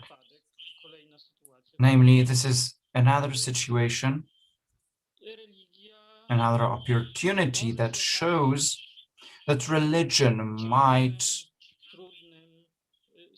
come out as an interesting supporter of the Enlightenment ambitions, that is, fending off disease, among others, which is possible, but this it requires a combination of methods and not being limited to vaccination, but supporting vaccination with other behaviors and supporting discipline related tools alongside social tools like the European 500+, which will allow for the legitimacy for this social pact and the European social and political elites, and limitations to the mobility in Europe, which could be expanded on by referring to various biological arguments. But let me stop at this point. Ja, in meinem Kontext würde ich nur hinzufügen, dass mehrere Theoretiker. Thank you very much. From my point of view, I would like to add that a lot of theorians, Jürgen Habermas, would also say that this situation is a kind of an existential uncertainty in which we find ourselves. In his commentary, he even said that never before was everybody forced to live in this kind of situation, in this kind of conditions, in which our lack of knowledge is so severe and in which one lives under a certain kind of pressure in a very uncertain time, because, well, we have no other possibility. Marcus Gabriel and others also express their views similarly, and they describe the post-pandemic situation as a certain existential uncertainty. Although this situation should not only be seen in terms of uncertainty exclusively, but also in terms of a take on reality and a way to deal with the situation. I think that this situation is going to be a rather particular one. What do I mean by particular? Well, I mean a modern way of thinking, which is not based on ideas based in arguments, or rather, through saying this might be different, the situation might be different, everybody has a right to a different point of view, etc. And religion indeed is a strong resource, and it might be of high importance, particularly in terms of contingency, because religion gives a certain feeling of purpose, sense, which is another topic for yet another interesting discussion. Ja, was soll ich sagen? Ich könnte anschließen, das, was Katie gesagt hat, dass Religion wesentlich Kontingenzbewältigung. Well, what could be added? Let me just say that I agree with my speaker. Indeed, religion might expand our view of contingency. Like it was said, this function of religion is an important one, and religion could not have done anything in this situation of great threat, because fending or resisting, as Max Weber talked about it, about seeing the world through science. Now it seems that also science can be rationalized. And a lot of people are convinced that there is need to rationalize the world, the science. And this is the world that we are headed for. Oh, I forgot what I was going to say. Let me just put a final note to this by saying that the situation is the following. I'm not saying from the point of view of a sociologist, because I have not carried out empirical studies, but on many points, indeed, this uncertainty among Germans is a very big one. And there is one argument I had forgotten, that is about the EU. The EU as a community of nations, through experience and through fending off the pandemic, can it be a winner, or will it be a loser at the end of the day? Will it prevail? Well, the purchase of vaccines was organized through the solidarity-based mechanism.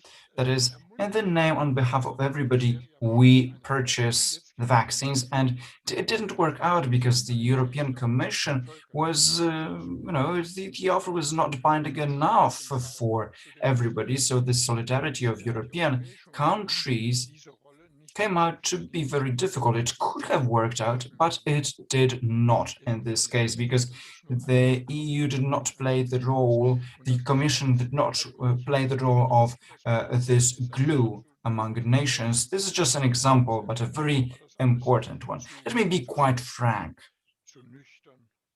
I talked to my wife about this, and this was too skeptical for her, too negative, too sober. That's why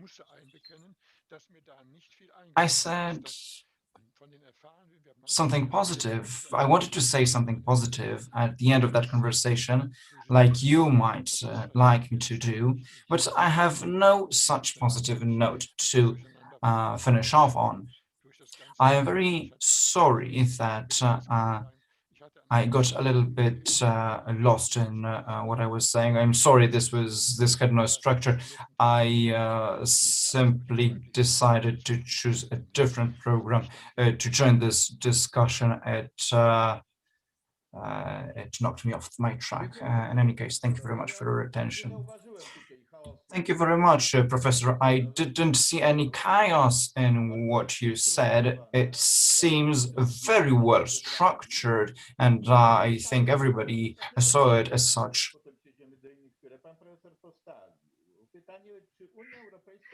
Let me ask the question. Does the European Union can draw conclusions from these pandemics if we look at the facts? We cannot state any real success. What the fact stems from? Perhaps from too much ambition.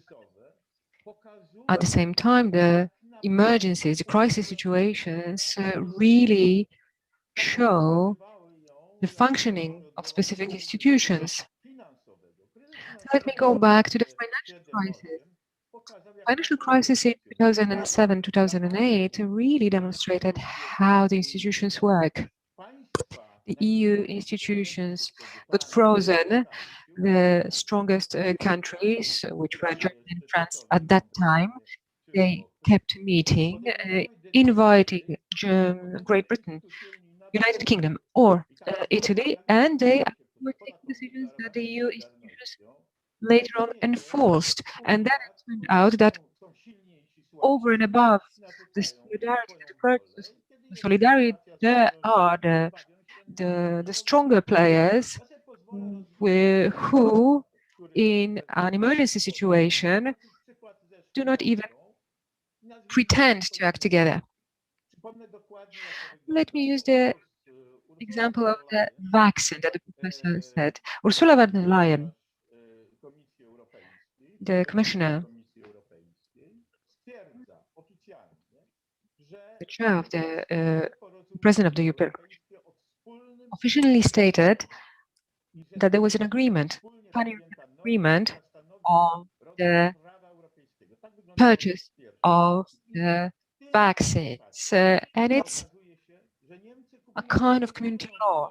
At the same time, it turned out that Germany has been buying millions, thousands of millions of vaccine doses.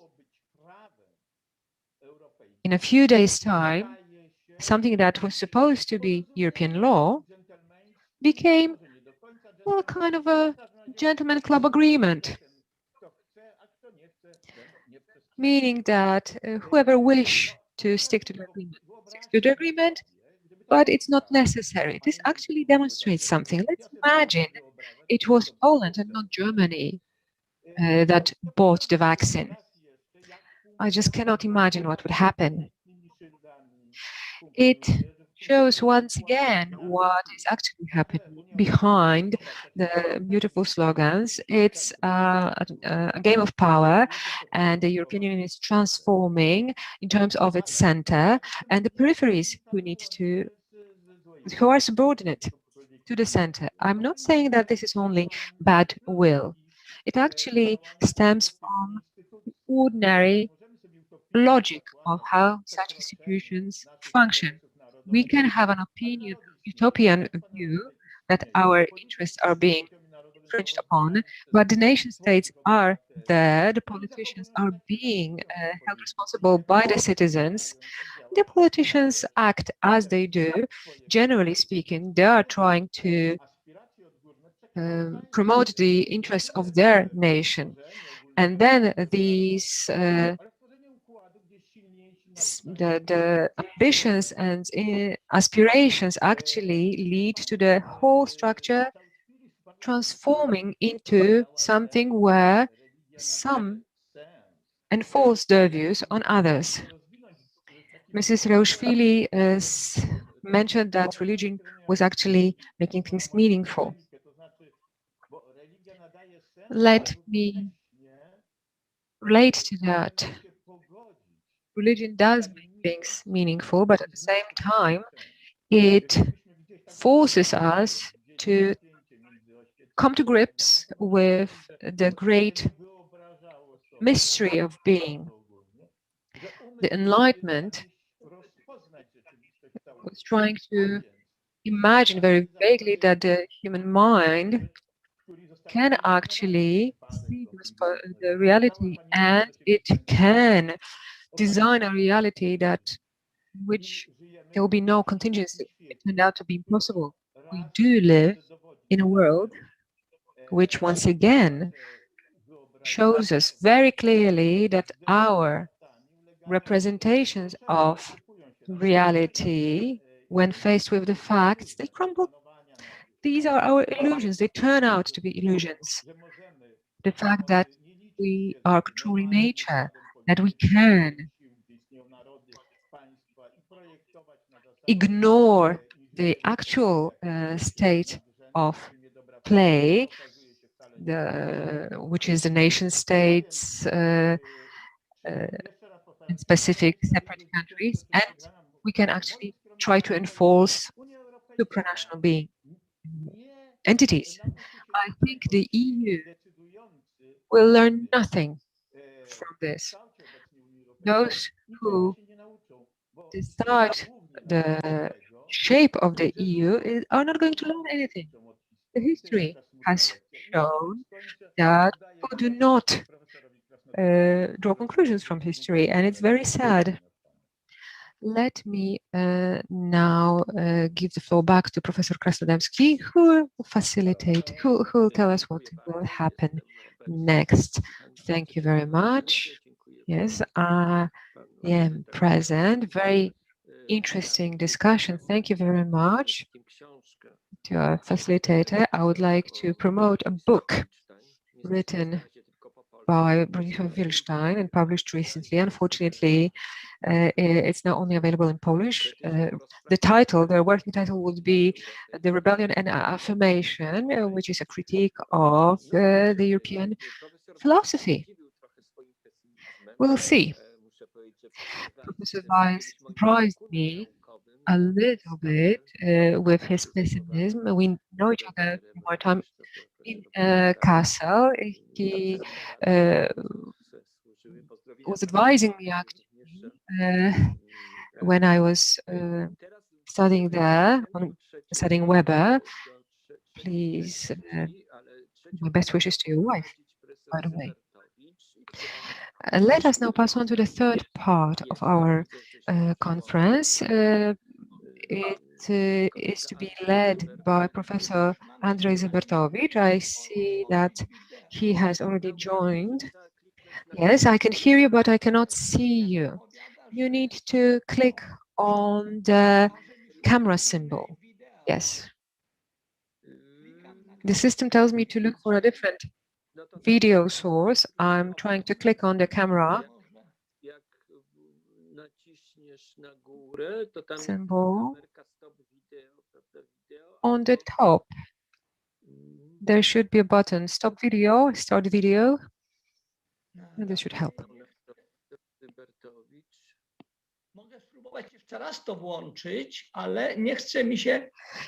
Let me try again.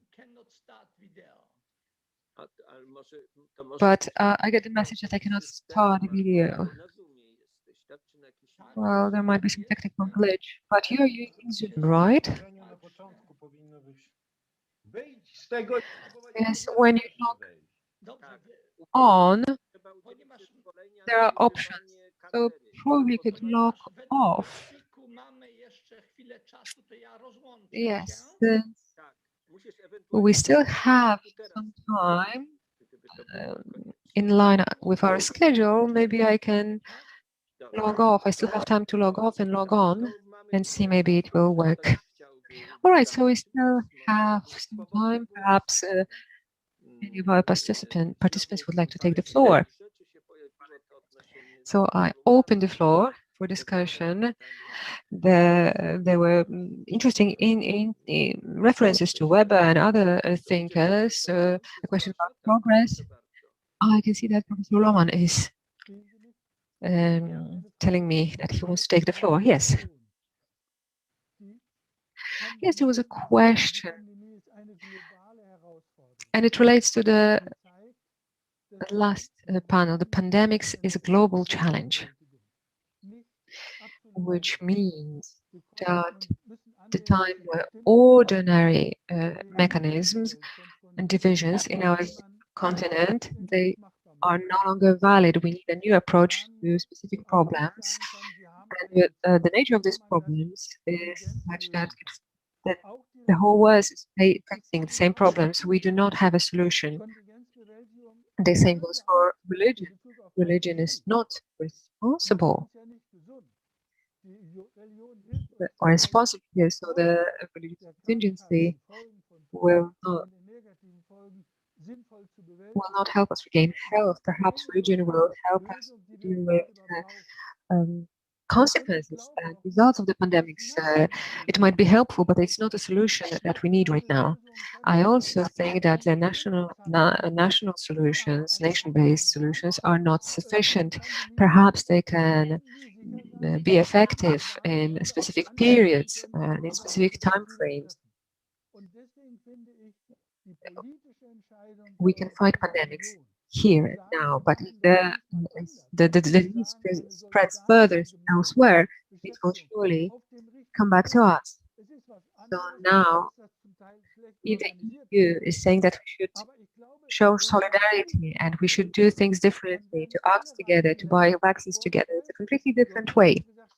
If we don't take it, all the rich countries would say, okay, we do have a company which can make the vaccine and we can be secure. But actually, other countries such as Slovakia, Czech Republic, perhaps Poland as well, would not have such an opportunity, would not have the institutional capacity to perform the work on the vaccines, to perform all the required tests, etc., etc. The process requires a lot of investment. These companies were so quick creating vaccines because they invested billions of dollars and of euro. And no other country would be able to do that. If we didn't act together, we would have a much bigger crisis right now. The EU will learn based on this emergency, based on this disaster, and will learn from what didn't work.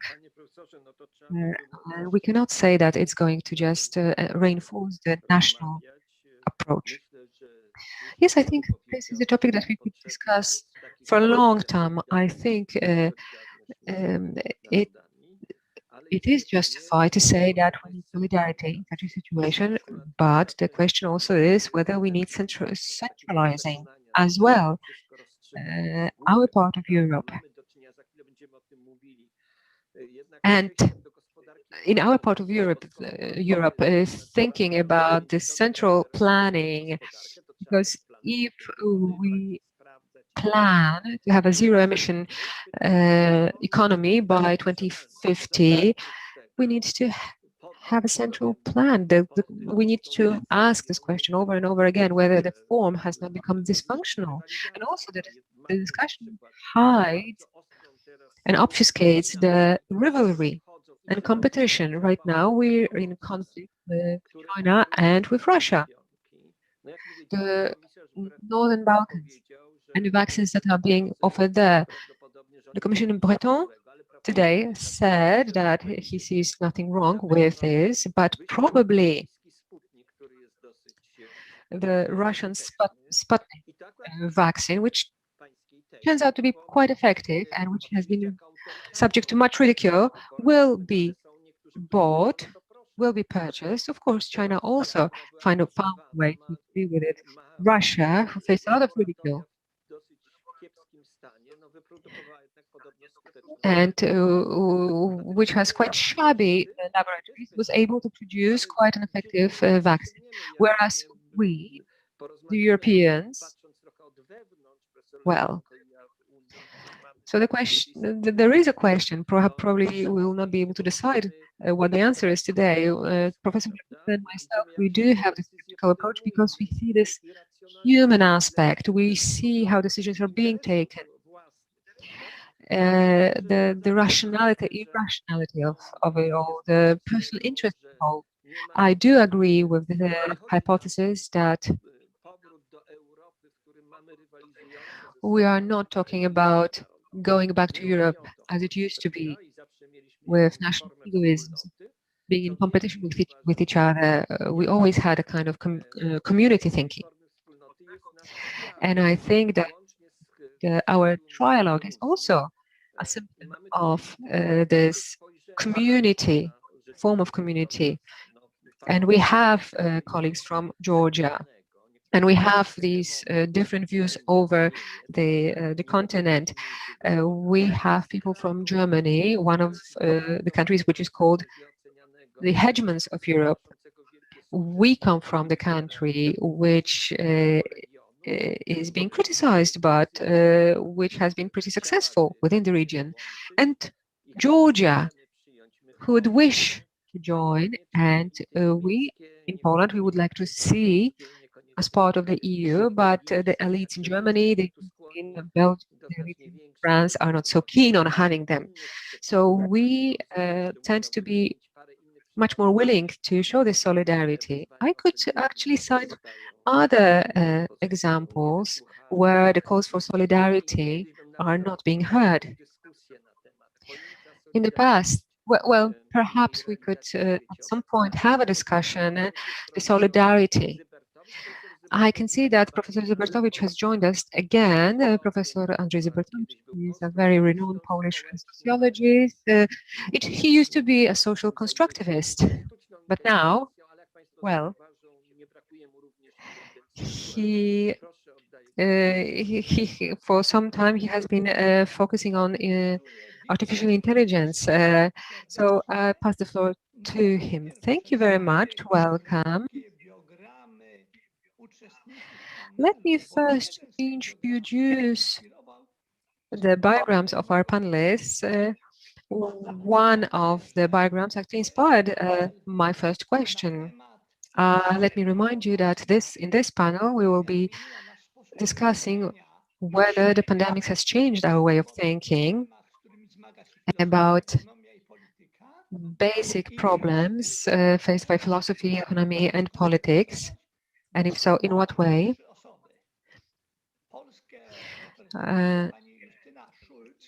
And that we'll have three specialists facing the question. Poland is represented by Dr. Justyna Schulz, who leads a very important think tank, the Western Institute, Instytut Zachodni, which monitors German politics and co-creates the main directions of the Polish policy. Dr. Schulz studied both in Poland and in Germany. She collaborates with many different foundations. She also taught at the University in Bremen and was one of the advisors to the European Parliament. Georgia is represented by Ms. Mariam Kazatadze from the University of Tbilisi. She translated Hegel's work from German to Georgian. She also translated Kant. She authored 12 articles on the contemporary social theories. And also we have on board Professor Theo Gobusch, a German philosopher and a historian of philosophy, a professor emeritus professor emeritus in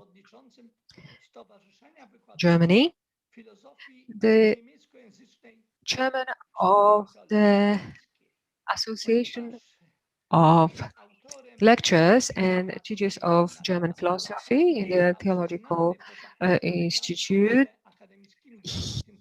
He worked on Plato, and he became known for his work on Plato outside of his fields. That's why I would like our first question to actually relate to the most known metaphor, the metaphor of the Plato's cave. When we look at the societies, politicians and experts who are responsible for dealing with the pandemics, how they drift, how they get confused, how they keep changing their recommendations and then decisions. When we see the experts having doubts whether we should impose further restrictions or actually lift restrictions, we need to say that we are all in the crisis of, in a deep crisis, confusion. Historically speaking, from the moment when Plato formulated the principles of art based on the suspicion that we are functioning in a mystified a reality, a cave from which we are trying to get out, then we started to try to get away from this cave. I think that it was not the Enlightenment that intensified this process. It came with the internet and with the IT technologies, which actually reversed the relationship between the ruler and the servant that Hegel explored. From the moment we became part of the network, it seems that technologies are ruling over us. In the pandemics, we hear the statement that we would be nowhere if we didn't have these technologies. We wouldn't be able to get in touch with our families. We wouldn't be able to work. We see the confusion. Millions of people are falling prey to conspiracy theories. Experts cannot agree on what kind of strategies of dealing with the pandemics are the best, and politicians whose actions are being delegitimized daily by the digital sphere, they're actually changing their decisions continually. So my question is, are we now in the digital Plato's cave that is separating us from reality? Have we, as a civilization, started drifting because we lost touch with the human reality? Dr. Schulz, please. Rzeczywiście bardzo dużym wyzwaniem też. Postaram się odpowiedzieć z punktu widzenia. Thank you very much. Thank you very much for having me on this debate and for this question, which is quite challenging. Well, indeed, I can confirm the perception along the lines that we are currently in a state of being lost, a confusion, where the paradigm of dependencies, economic dependencies, is being brought into question due to the crisis phenomena. And in this situation, we were forced to create ad hoc new institutions that would respond to these crisis phenomena without actually having fully worked out a narrative and legitimacy for these institutions.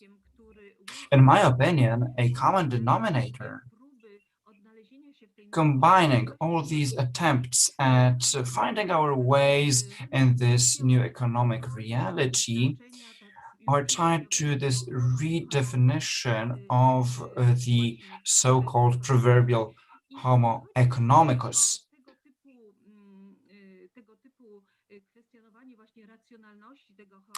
And I do not mean questioning the rationality of the Homo economicus by saying that Homo economicus is not fully rational. It is also driven by emotion, because this is a one-way street.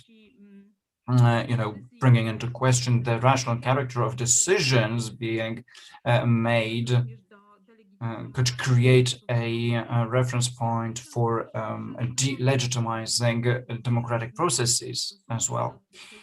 I think that what has changed significantly compared to the situation in the last 30 years,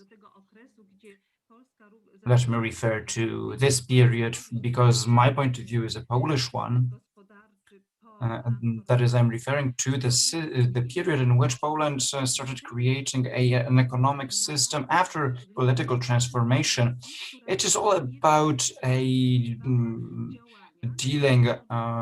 moving away from a narrative where the individual was ascribed the motive of action, where the society towards a society being the motor.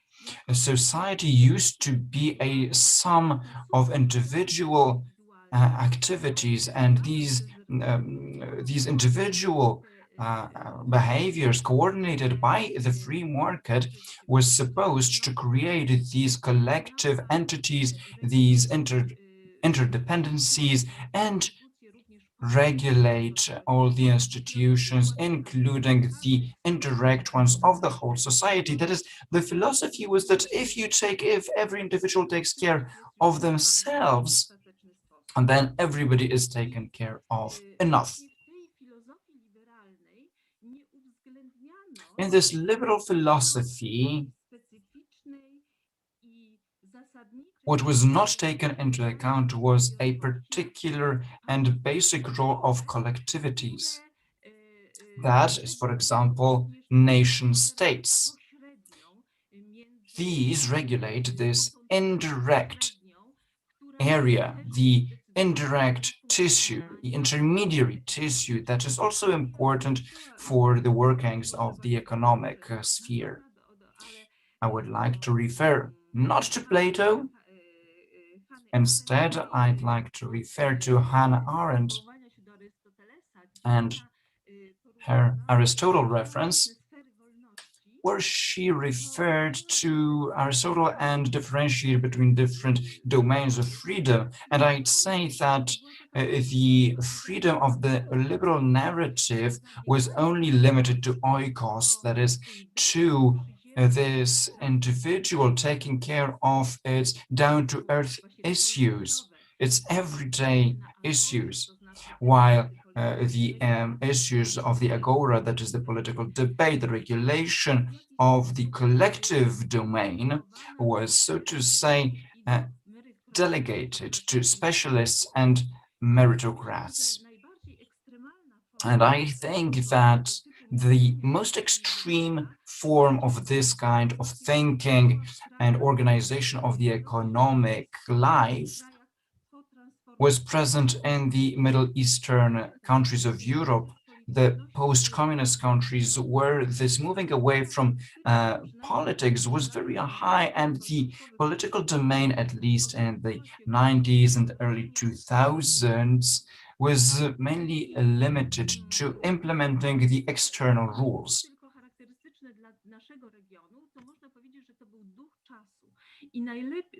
I'd say that this was the spirit of the time. It is very well analyzed by referring to the monetary union and the crisis of 2008,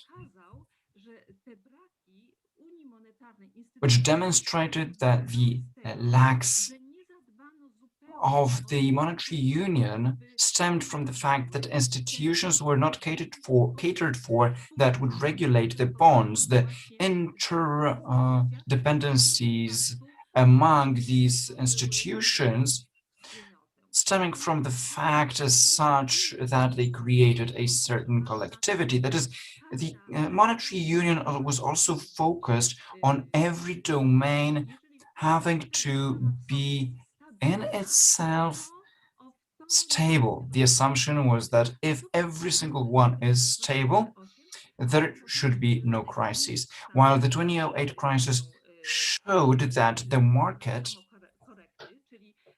cannot self-correct, that is, the market issues were undermined, and also although all the individual elements of the system functioned well, the whole system of interdependencies and interrelationships caused a banking crisis and a contagion of the risks. And a response to the crisis was additional regulation that regulated this system of interdependencies, that is banking union, and the additional fund. Quite similarly, Poland or Hungary defined in response the weaknesses and decided to strengthen the collective entity in the form of the state. And this concerns both our region and all other countries that dealt with crises, both back when the monetary union was a current topic and after the strengthening of the union that is currently during the pandemic. Apparently, not only financial markets have been defined as a public area which should be stabilized by the state, but also we have the healthcare system, climate change, climate protection, social protection, and all these areas have been defined due to the crisis as areas where the states should actively support these systems.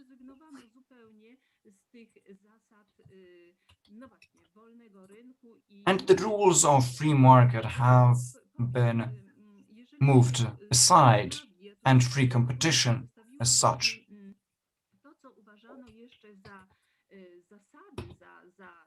Preparing to this speech, I prepared the rules that were in operation 20 or 30 years back and compared them to what we currently have in place in terms of policy. These are completely opposite extremes. Let me give you a couple of points. For example, the role of the central bank, the collaboration between the central bank and the Home Revenue Office, the role of debt, the involvement of the state to support the private sector, the state taking care of the labor market. Also, the approach has changed completely to social policy.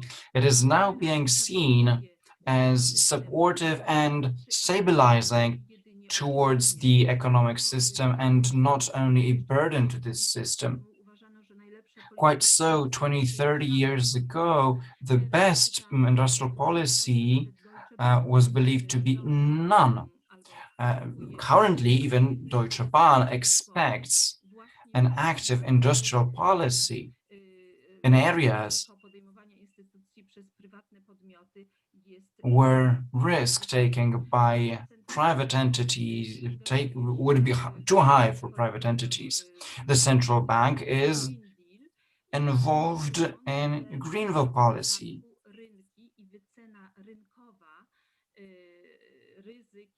Based on the position that the market valuation of risk and price for climate change is not sufficient, saying that this is a tool not effective enough to leave it to the free market. Of course, back in the day, mainly economic factors were discussed. Now we're talking in terms of guaranteeing income to all citizens, and so on. And all these areas, let me just tell you, where the state as a community, an emanation of the community, plays a role and a key role, and the success of the individual depends, among others, on the institutional framework and the collective framework in which it operates. and it has to be a subject of our analysis, because the EU is also this kind of entity, collectivity. I'm now drawing to an end, so let me conclude. I might expand during the questions round. So by wrapping up, let me tell you that what we saw as certain automatic mechanisms in economy have now become politically worked out regulation. Before, we focused mainly on the individual rights, and currently is the collectivity, the group that is a main subject. So we have to think about what kind of regulation is such that is supportive of both. Thank you very much.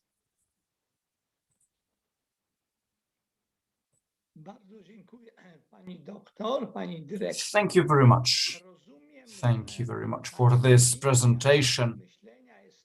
My understanding is that your line of thinking is the following, at least in the area of going outside of the realm of economic arguments. So we tend to move out of the doctrine and digital cave, right? Is that what you mean? Well, I would say rather that we have new practices, but we are still lacking certain argumentation for the practice that is in place in reaction to crisis. Right, thank you very much for that. Now, Mariam Kazatadze, please give us your account. Does pandemic mean moving out of the previous realm, these schemes, forms of thinking, and in a cognitive way, are we dealing with the current situation or not?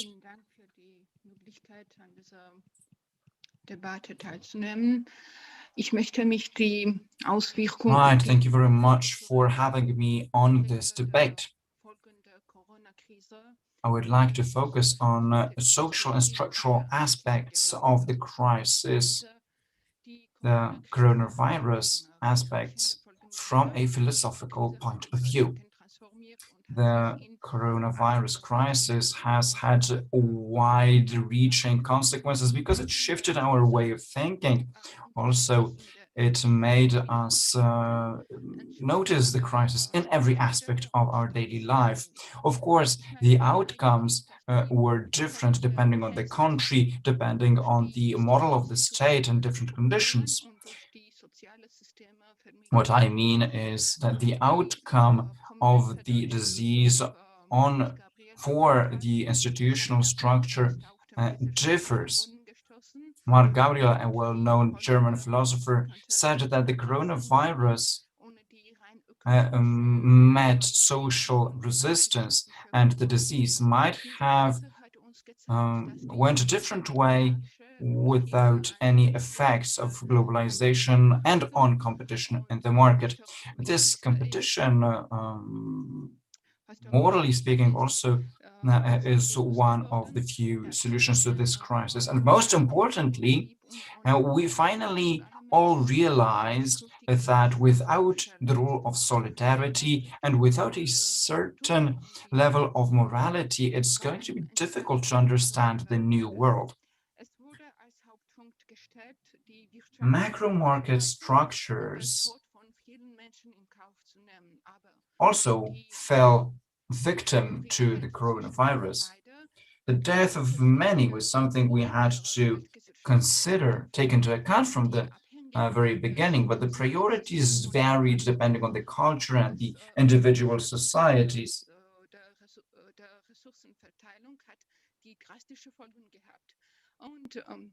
And the unequal system of sharing the resources had different results, different outcomes. So understanding these outcomes will be key for understanding the new reality created by coronavirus, which created a new way of understanding of the reality. The privatization of healthcare, but also insurance systems, and also attempts at nationalization of healthcare and the competition, for example, between East and West in terms of sharing of the vaccines, but also attitudes to those who might spread the disease. They have gone to the sideline. The current situation meant that a lot of people had to look again, have a fresh look at their views, and they had to update them. Everybody is trying to level out the results of a liberal economy and to move towards a more balanced approach. Currently, societies are not mainly focused on having profits, but rather on keeping dignity, human dignity, which is a basis for future solutions, and it's necessary for every human being worldwide. It's something that cannot be taken away or given away in return for a better position in the market.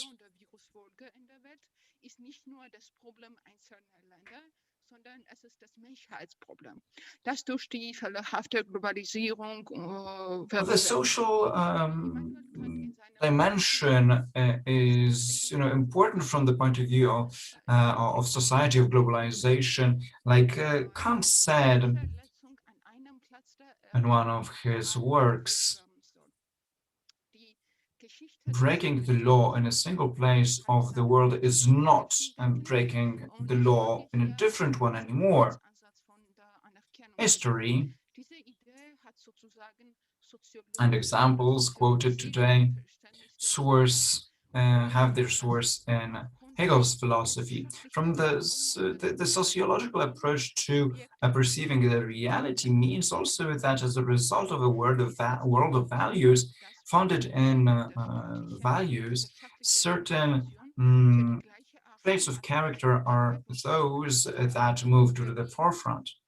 Also, social communication is important, as well as respect towards all citizens in every single country, in order to avoid pathological situations in every society. This is why the institutional role of promoting equality in certain roles is very important. Every nation, every society in which freedoms are limited in an irresponsible way makes those people confused. But sometimes the institutional leeway also is limited, so you have to put together the egocentric needs of the individual with those requirements, so that institutions are not abused. The institutional take on freedoms means that everybody is equal. All citizens of a country are equal from this point of view. From the point of view of atomic models of countries where the model only supports the weakest, and you run the risk that there might be an unfair spread of resources, and that not everybody is treated fairly.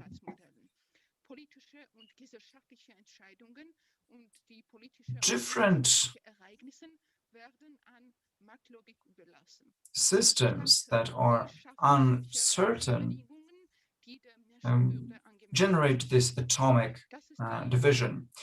The state needs to create such conditions of life that are in line with human dignity. So these are the challenges in terms of equal rights for citizens. In many models of governance in many countries, currently, politically speaking, individuals are not important, which is a challenge. This challenge was particularly visible during this and the previous crisis. from this point of view, this pandemic seems to have a very negative impact on social aspects, which means that it's not only a medical problem, but also a social challenge, particularly and economic ones, especially in the terms of the division of resources, spreading of resources. What do you do with people who have no insurance, for example, and countries where the system of healthcare is falling apart, and there is a lot of such social groups? Well, the privatization of certain systems brought about an increase in divisions in social groups. The rule of acceptance, of respect to every individual has a certain therapeutical importance, because it means equality of every single one towards the right, and it also allows for a diagnosis of social structures and social relations that were not so obvious before the crisis, not only nationally, but also internationally. In terms of moral issues of politics and solidarity among people, this is a very important point which might drastically limit the terrible results of this crisis and might bring about a new order, which means that, a new policy based on equality of all social groups is very important and necessary, which is, by the way, it's no luxury. Like Marcus Gabriel said, this is the only way to create a future. A political point of view based in social respect and acceptance of the other is based in the acceptance instead of competition, and this is why this is so important in social theory,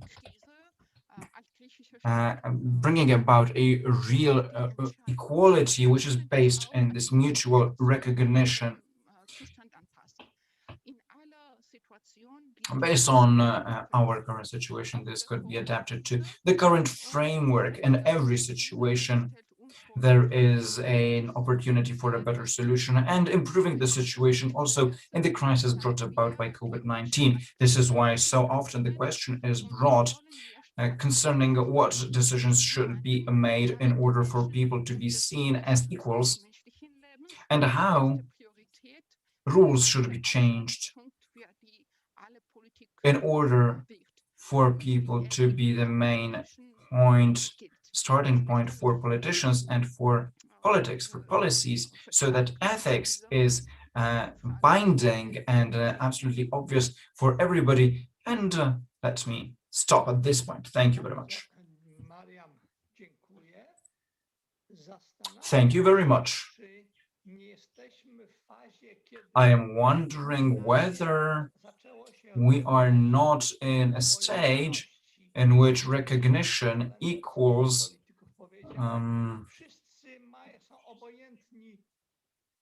one Dutch politician said, we are all indifferent towards what happens. So the question is whether recognition equals indifference. So moving to cognition, I would like to ask Professor Kolbusz, picking up on what Mariam said, are we not in a stage of such huge claims on the part of the individual, on the rights of the individual, that it makes difficult to move out of the digital cave of illusion? Professor?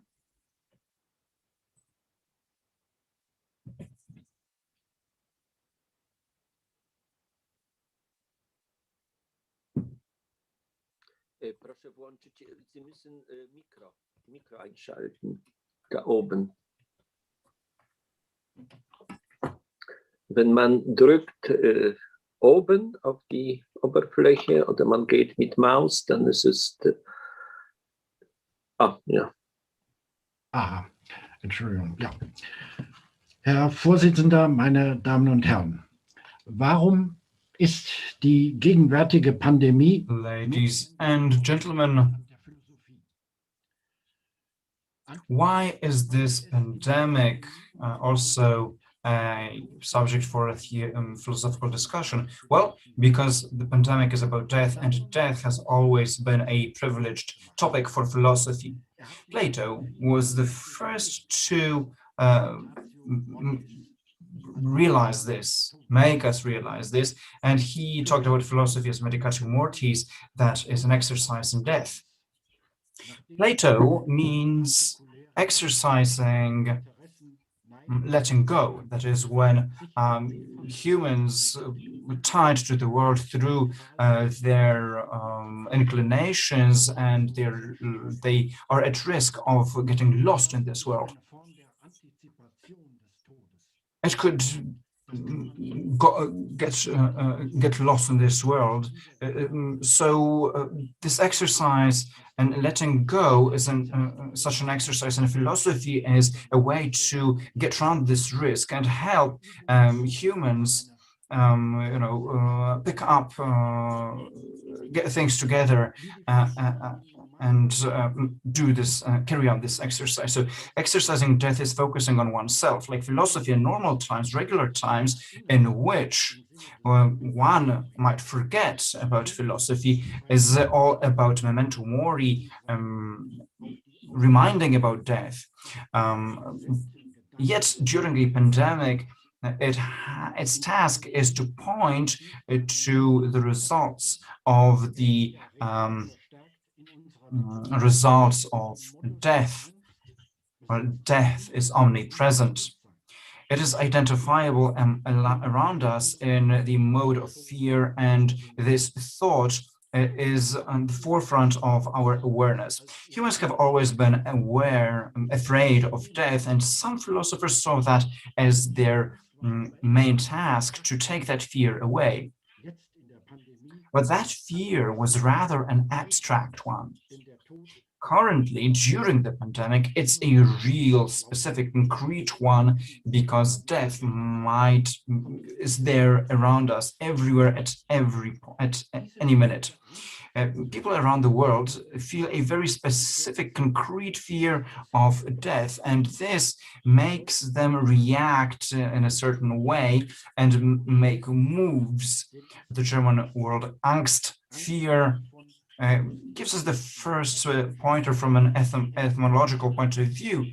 It comes from angustia, that is a narrow place, a bottleneck.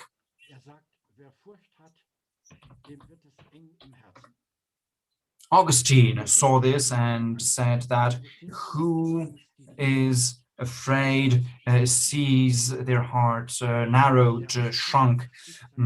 So the opposite of that to Augustine is love. A fearful person makes their life narrow, lock up, and isolate, makes them isolated from others, alienated. And that's something we see around the world. According to this logic of fear, we close borders, we keep a distance from others, we lock up in our homes. We lock up in ourselves, we make a step back. We see our family as potential source of death. We back out from the public sphere to the private sphere. What is seen by some philosophers as the truth of our life, that is a reflection on oneself, the focus, concentration on oneself, becoming focused, that is being coherent, making a step back. Currently, during the pandemic, as this becomes a fear, an alienation, a difficulty, a lack, what is private may become unbearable. In this situation, we realize what we have lost. We feel a lack. We realize that life is not orderly. Although we feel like we are at home in our four walls within our apartment, but there's this thing that is missing, this shortage. Why are we not enough to ourselves? And Augustine says this, that what is missing in this shrunken, this narrowed situation is width, expansion. And what makes heart expand is love. Love has an ecstatic element about it. Man goes outside its limits, the limits of his own self towards the other. So this is interpreted in a very wide, large sense. We are looking for another, the other person, the other individual, but also the family as a person, a persona moralis, is also looking for another family, a second family. We keep looking for an exchange with others. What is private is looking for what is public. The state is looking for an exchange with different countries in certain areas or areas of activity. This exchange, this width, expansion, this ecstasy leads to a situation in which, if there are borders, these disciplines break down. And this is true particularly about trade, which has recently become particularly global, but it already was global before that. So even before religion, philosophy, science, before art, it was the primordial element. Even the last elements are not possible without a global network. So I'd say that it's worth defining individual borders, but the individual would get lost if they were forced to lead a isolated life within these defined borders. So our life is bound to a fear of being forced into a narrow limit to what is private, although we are really seeking what is global, worldly. And this also considers the university, the academia, since the sophists came up with the claim, the postulate for institutional education, the element of the public sphere has become a part of learning, of teaching, since in 1200s. This became a fact because teachers, professors of cathedral schools in Paris associated to create a legal entity with its own rights and statutes granted by the king and the poet. And since a university has become a public place of teaching with public lectures, there are public debates. The pandemic has completely changed the university life, that short by stripping it of its public character. Public element away from the academia. What we are left with limited to are digital lectures and quasi-private semi-private via conferences Zoom. led by Zoom. There is no doubt that the pandemics have promoted digitization. The university professors and students whose work is public speeches and participation has been pushed to the private sphere.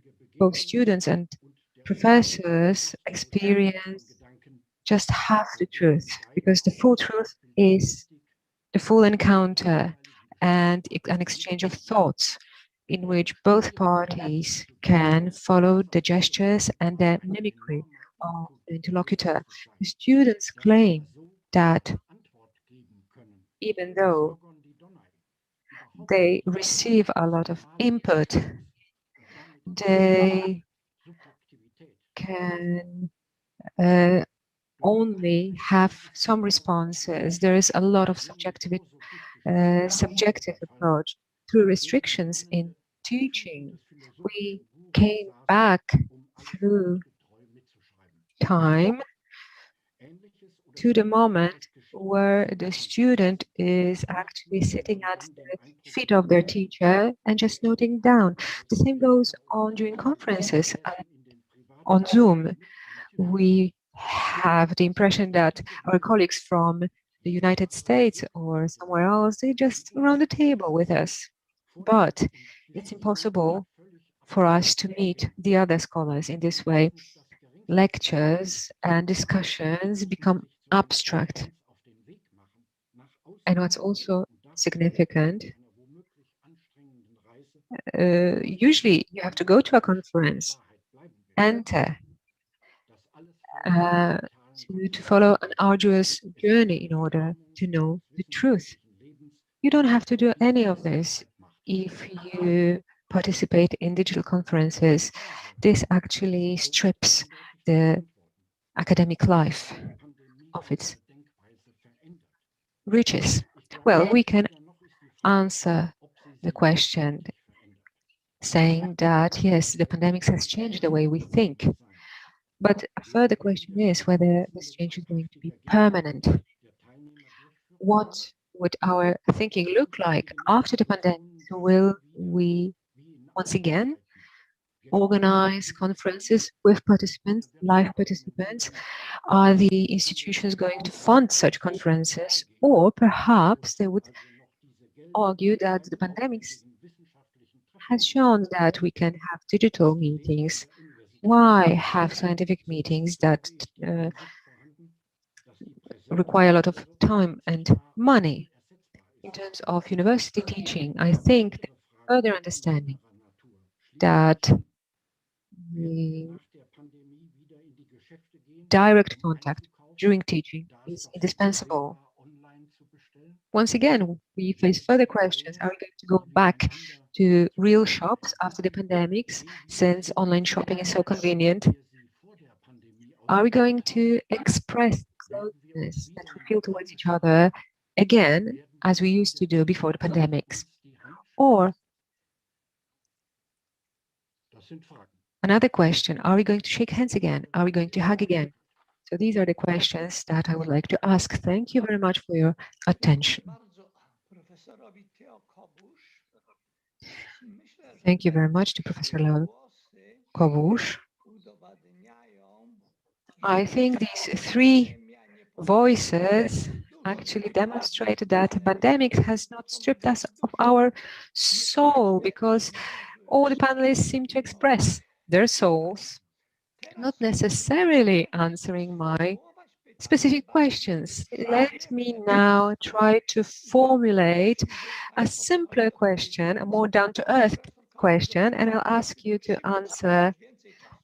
I will now give just 3 minutes to Professor Kobusz, because he used up his time already. So the question is, while we reflect on the conclusions that have been drawn from the financial crisis in 2007-2008, people say that very few such conclusions have been drawn and that they did not effect any further serious institutional changes. The question is, do you think this will happen again after the pandemics? Will it be the case that our conclusions will be shallow, both in terms of institutional dimension and in terms of our intellectual approach? So I'll give the floor to Dr. Schulz first. Well, of course, it is a question about the future. I wouldn't completely agree that what happened after 2008, which was the crisis of the Eurozone, that it resulted in a shallow reflection. Well, the reflection was shallow because this is a very difficult area where we have to answer questions. How much sovereignty should the nation states have? member states have, and how much of the decision-making process should be transferred to the community level. And we are actually facing the same task right now. There's no single answer to that question. Different parties are having different opinions, and right now we are actually struggling and considering how best to organize these codependencies and introduce institutional solutions to prevent such crises in the future. I think there's a whole series. There's been a whole series of actions and measures on the institutional level that has changed considerably the functioning of both the member states and the whole European Union. The results have perhaps not been subject to enough reflection. For example, there's this SURE initiative mobilizing funds for the emergency measures for businesses. There's another fund, the reconstruction fund, which is to finance specific areas, specific technologies, which the EU considers need further push. So institutional changes that have been introduced are, I think, strong enough to have an impact on the process of further development of EU member states' economies and institutions. The mutual influence of fiscal spending and the economic policy is also redefined right now. We are dealing with huge changes. The member states are changing their debt levels, public debt levels. There is no solution yet on who is going to pay for these changes and who is going to bear the costs of recovery. So there's a lot of question marks. But I wouldn't say that it's the result of bad will not to have an answer to these questions, but we are just not entirely sure in which direction we should move the narrative that used to be dominant and which has so far pointed towards privatization and market mechanisms, leaving the decisions on the individual level without taking into consideration community related issues and how they influence the economic sphere. The crises that we faced showed that the economic system cannot work in this way. But the question how to optimize the collaboration, how to organize it within such a complex structure as the EU, where we have states having different potentials and where we still wish to keep a free market and free market exchange, where all the economic actors are playing on a level field.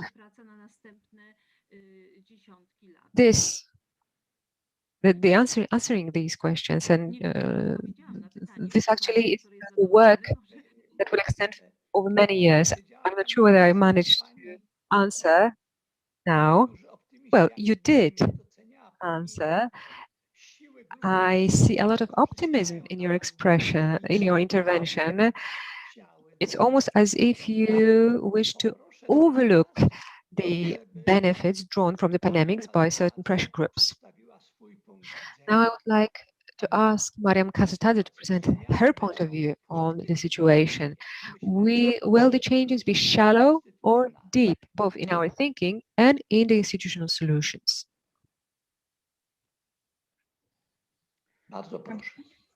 Danke für diese interessante Frage. Thank you very much for this very interesting question. Well, from the point of view of morality and philosophy, I cannot offer any specific answers to what the future will bring, what the EU is going to do, or what it should do to mitigate the present crisis.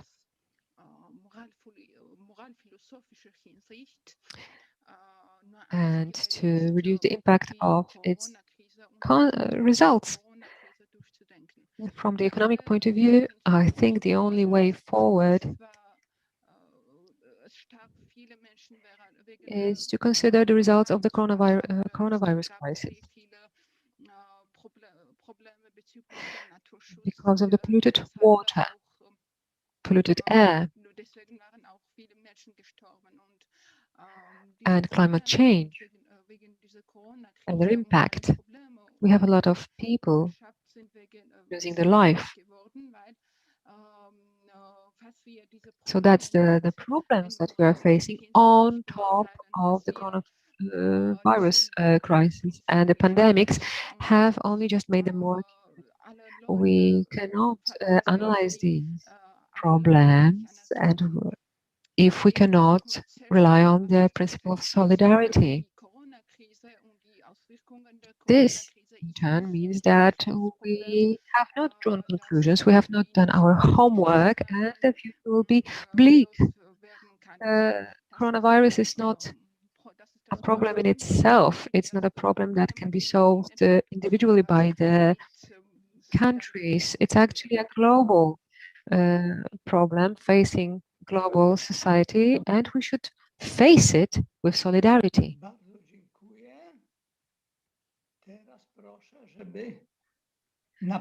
Thank you.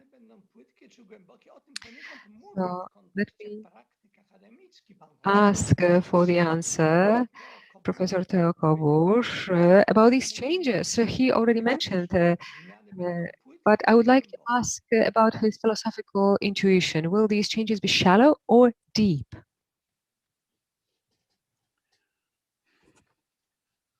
Über die möglichen Konsequenzen sich zu äußern ist Well, in terms of possible consequences, I need to add that it's quite dangerous to mention this, and I'm quite ambivalent about this. I do have some reflections which I has already presented as to the approach that we manifest right now towards the situation, towards other people.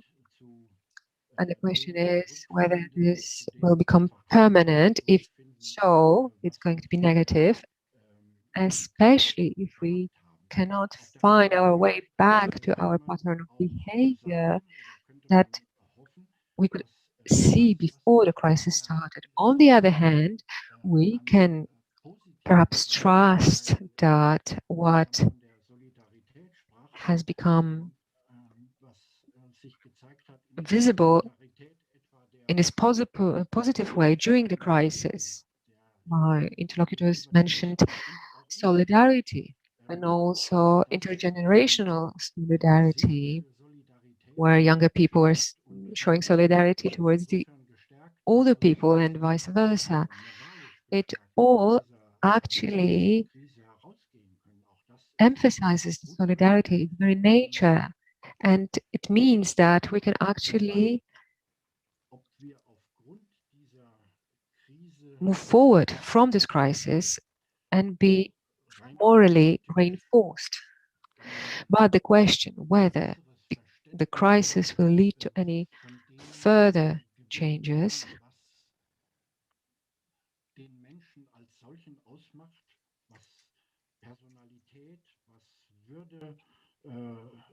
Menschenrechte, die heute angesprochen haben, ausmacht, das weiß ich nicht. Denn ich glaube nicht, dass die Theorie gewissermaßen gefüttert wird von solchen Erfahrungen, sondern da spielt anderes eine Rolle. Aber diese praktischen Konsequenzen, die ich angedeutet habe, die sind durchaus in beiderlei Richtungen möglich. Und wenn sie so kommen, dann sind sie auch tief und nicht oberflächlich. Bardzo dziękuję. Zastanawiam się, kończąc. Thank you very much for this intervention.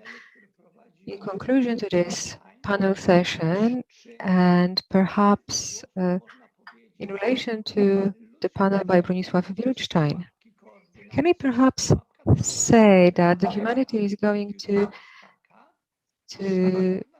leave the trap of the virus only through international collaboration, not only the European collaboration, but international collaboration. And only with such collaboration we can face this virus and other viruses, possibly in the future. But right now we are experiencing the wave of nationalism, and the countries who are trying to teach, for example, Poland, how to think post-nationalist thoughts seem to also be the leaders of this nationalistic behavior in terms of vaccine purchases. I'm not sure whether we can fully trust the Dutch or the Germany on Germany to teach us these lessons. Thank you very much to our panelists, Dr. Justyna Schulz, Marian Kazanadze, and Professor Theo Kobusz for joining this panel, and I will back the floor to our chair. Thank you very much, Professor. We still have some time for questions. Dr. Schulz is going to facilitate this part, the Q&A part of our conference. But since I do have the floor right now, let me ask, or actually mention two things that came to my mind. Professor Kobusz was right in saying that we suddenly remembered death every day. We see and follow the statistics of people who have died. So it actually leads to a question, how is this pandemic different from other pandemics? If you remember what Camille wrote about the plague, we have a famous Jesuit also dealing with the pandemic. Perhaps now the clergy is not telling us that the current pandemic is actually kind of punishment. Professor Kobusz mentioned that actually for us right now the source of danger comes from another person, not through their behavior but through their presence, by just an embrace, by a kiss, by singing together. We are being endangered, and because of that we are perceiving other people in a completely different way. When we look at pictures from the past few years, we are even shocked that people used to stand so close together. So perhaps the changes that are occurring will become more permanent. Perhaps one of the impact would be something that people also experienced after World War II.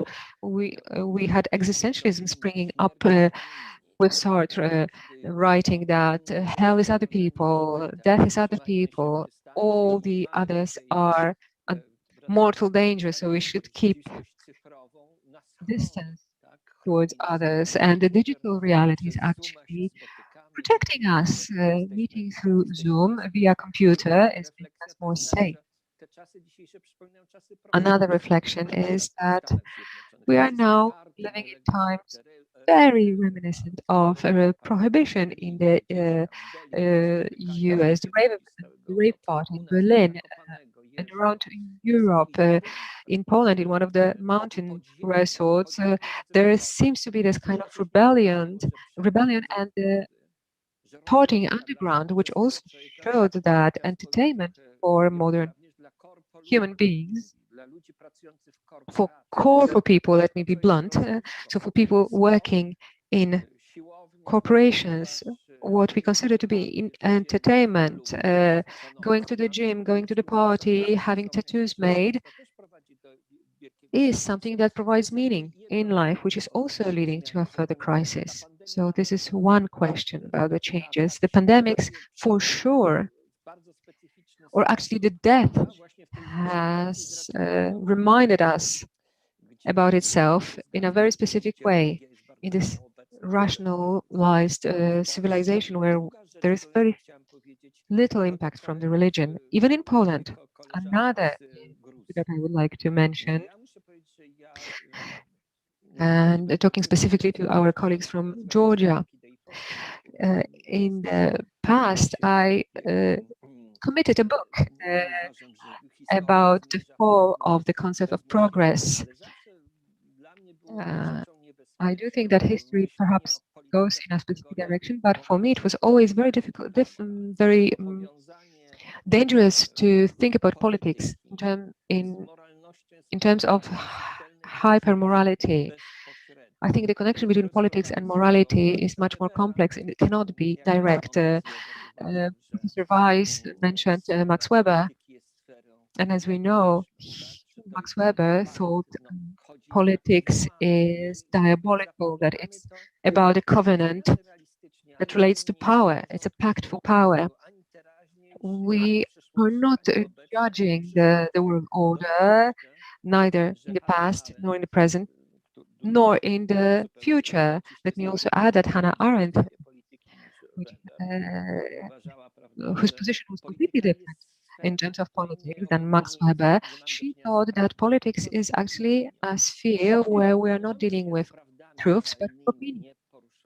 We are not dealing with moral truths that cannot be invalidated, but just like here, we don't know what's going to happen. Political decisions are being made in the situation where we lack knowledge. Like Arendt has said, we should refer to Kant, but not to the critique of the rational mind, but to the ways of exercising power. And all references to morality always end in a way that communism ended. If we had rules, unchangeable rules, what Professor Legutko mentioned, and Professor Lohmann did not agree, but it is actually something that we are facing every day. We are dealing with fanatics, and you cannot talk to such people because they believe in absolute truths, which is based on their moral convictions expressed in the language of human rights. You cannot talk to such people because they can only eliminate everybody with together with Gettina Schmaltz, with Monika Maron, all of us, all of our country become excluded. We are no longer partners for conversation. We are getting labeled. Very serious and morally difficult issue of abortion. This is just one example. And in my opinion, this stems not from cynicism, but from hypermorality. And religion, I think, one of the panelists used this word very rightly. Something that is non-negotiable conviction, which in the political sphere need to be exclusionary. All right, so this will be my reflections. Then I'll pass the floor to Justyna Schulz. Tak się właśnie zastanawiałam, ale może dlatego, że to było bardzo dużo zagadnień, to może najpierw pozwolimy... Right, I've been wondering. This was very interesting, so maybe we can first answer these questions and then hand over to Mr. Wirstein and Temkin. First, Professor Kobusz, because this is a question directly addressed to him. And to, I don't know who that was who talked about, because Mr. Kobush referred to Georgian participants. Mr. Lohman, Professor Lohman is raising a hand. So yes, okay. And after that, Mr. Wildstein and Mr. Temkin. If you want to take the floor, then you can raise a hand. There's the raise a hand sign icon, and or just send a message. There you go. So hand over to Professor Kobush. Ja, ich bin ganz einverstanden mit dem, was Professor Krasnodębski gesagt hat im ersten Teil über die Relevanz der Philosophie. I fully agree with Professor Krasnodębski.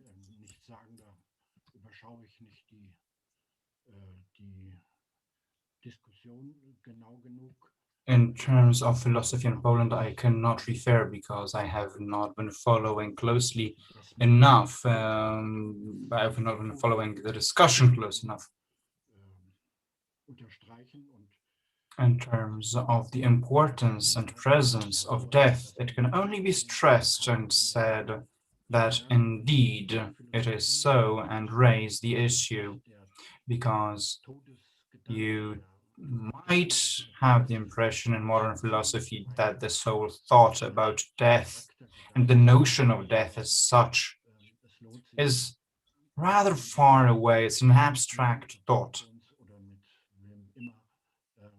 And I think it's worthwhile, particularly in this time, using what Plato said to realize that death is a fact, and think about what relates with death, what relates to death.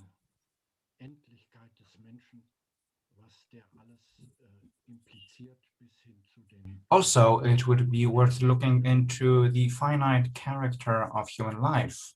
Realize that it's not infinite and how that translates into political visions. Thank you, that's all. Professor Lohman.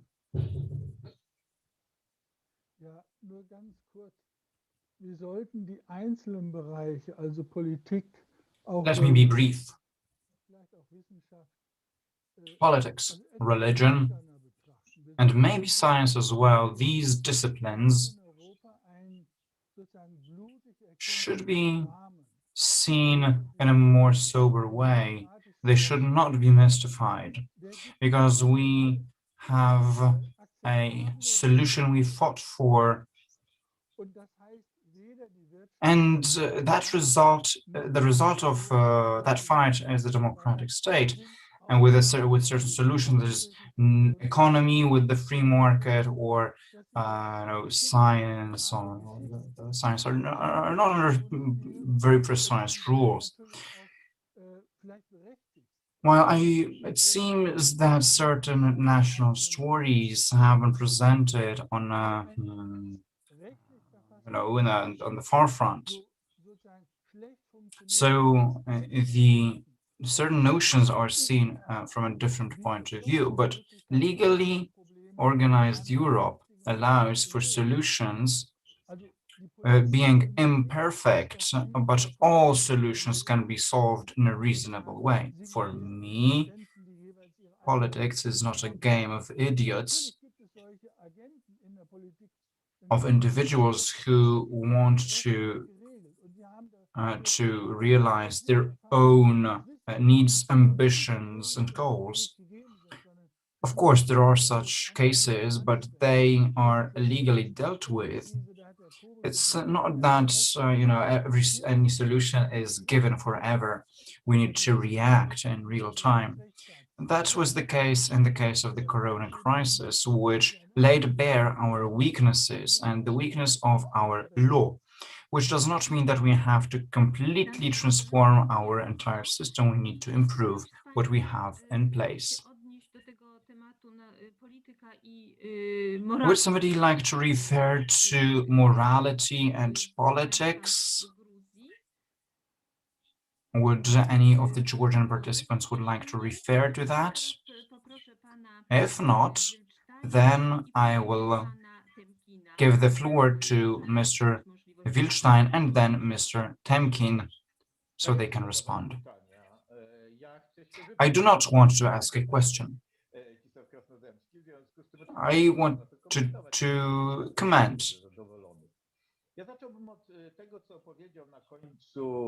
Let me start with what Professor Zybertowicz said at the end.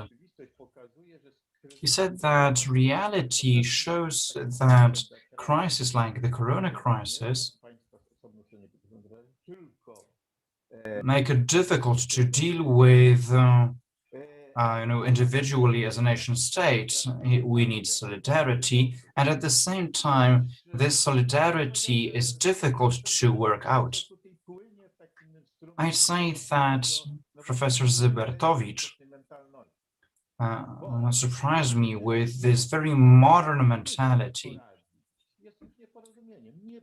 saying that we cannot deal with is already a misunderstanding. We cannot cope. We are incapable, because this stems from the way of thinking along the lines. We can deal with anything if we apply the right features and traits of character, which we might not have because there are certain misunderstandings, immaturities, like you sometimes tend to say, and there are certain experiences, limitations. But if we could get over them, then we can deal with anything. And yet, I don't agree, we cannot deal with anything, everything. No, because we need deeper reflection on our human condition. And this is something that should prove this. This is a huge illusion. And this tip-off from nature,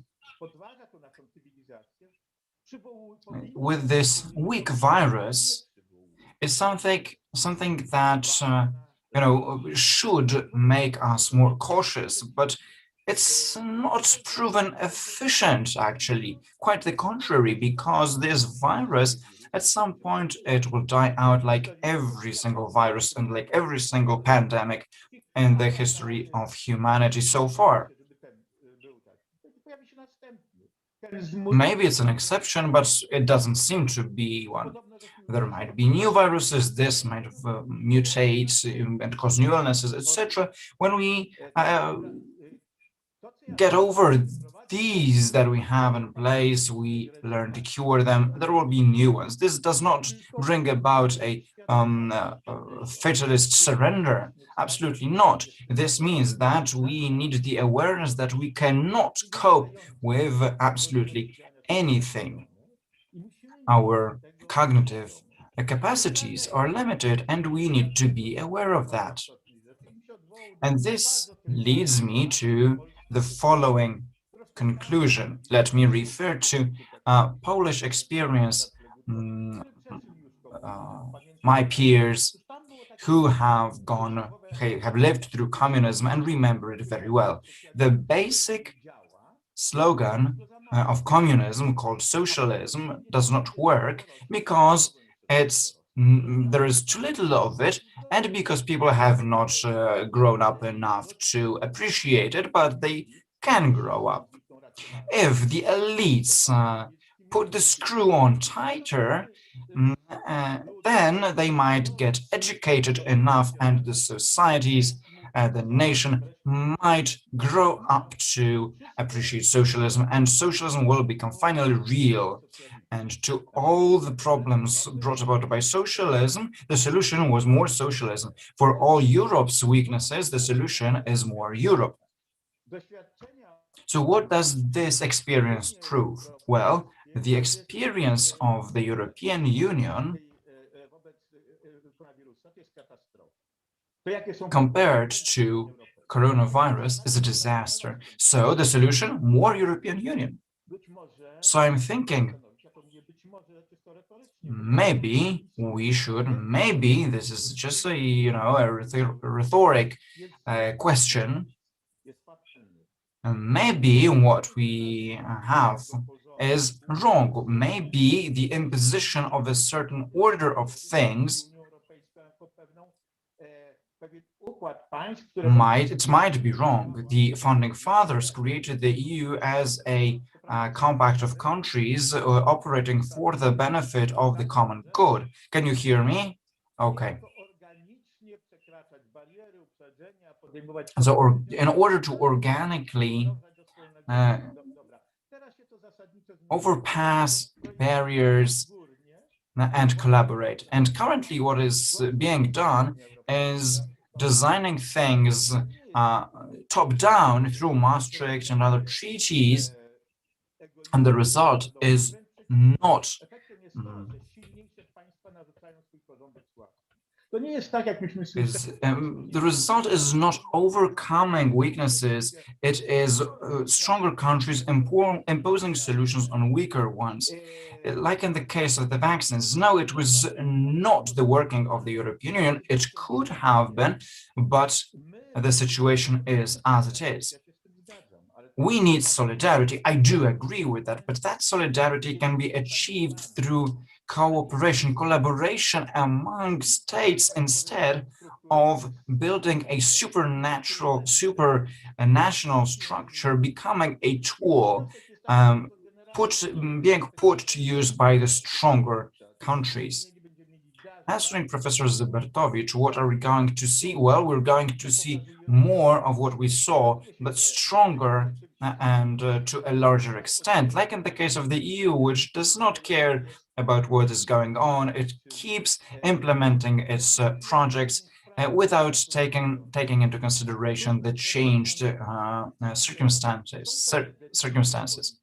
Professor Zybertowicz mentioned political decisions. There are such decisions taken by states in an extreme situation, an extraordinary situation, which are then looked into by law. That is, judges in court decide based on what rule, with what knowledge, based on what knowledge these judges can know which decision to make. This is a mythical vision of creating a legal order that deals with all our problems. And the judges are there in the middle of this system, and this is a fundamental misunderstanding that we control perfectly our reality. This is a misunderstanding because at this point, what we call the law, that is the rule of judges rather, not the law, it invades politics, it takes the place of politics. It's not about dropping morality, it's about referring to reality, instead saying everybody needs solidarity, so let's impose solidarity top-down through institutions that will impose it. In the first place, we need to see reality as it is, recognize its form, and have the awareness of the fact that we cannot overcome all threats, all conditionalities of humanity. Thank you very much. Let me stop at this point and hand over. Thank you very much. We have to stick to our time schedule, especially since we have more remarks. So let me now hand over to Mr. Temkin. And Professor Lohmann, did you also raise your hand? Now, Mr. Temkin.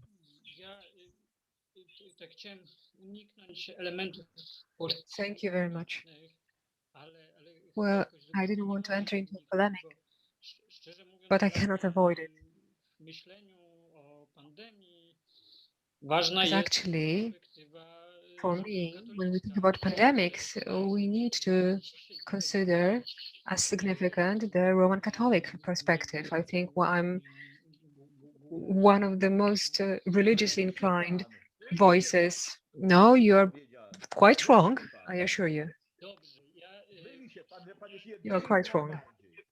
You're not the only one, you're not the most religious participant. Well, I do understand, but I also remember part of the scripture which says that God did not create death, and I think it's worth remembering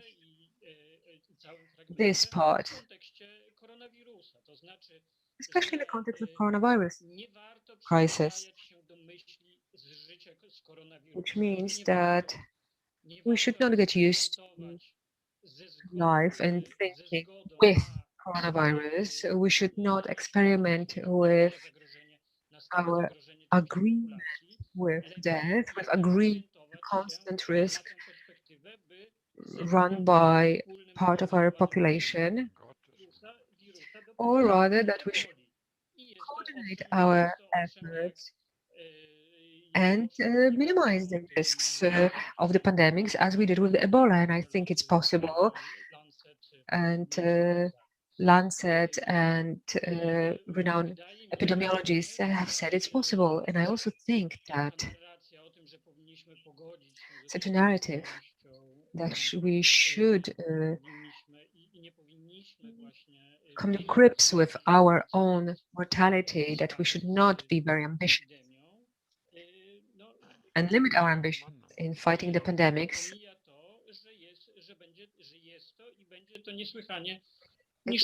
actually could lead to a very potentially disturbing, damaging social perspective. The pandemics is damaging our societies, the universities, education, family life. It undermines the religious life. I cannot imagine maintaining this situation. And I think that all people who consider themselves conservative can also see it, and it can be a position that they share. So apologies for this polemical intervention, but I think that the intervention of Professor Zybertowicz, combining the moral perspective and real politics perspective, is actually the one that could be defended. It's worthwhile to combine these two perspectives. And let me also relate to what Professor Krasnodębski said before, sorry, which the partying underground that you mentioned, its manifestations are really scary. And a lot of attitudes that are now manifesting themselves among different age groups hint at a dire situation, dire social situation. It not only concerns Poland, but other countries and other societies as well. I would like to point out that in many European countries,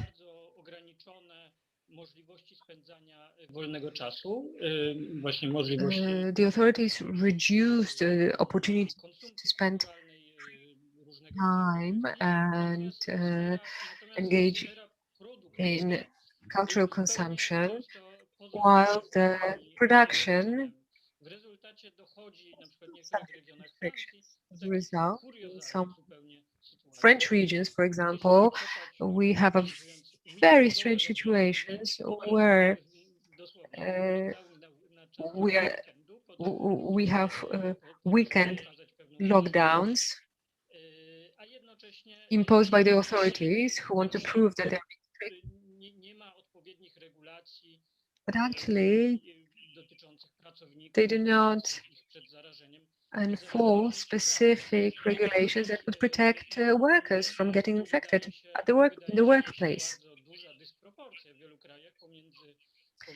And there seems to be quite a big disproportionate approach to many measures in many countries, measures related to restaurants, etc., etc., and other industries.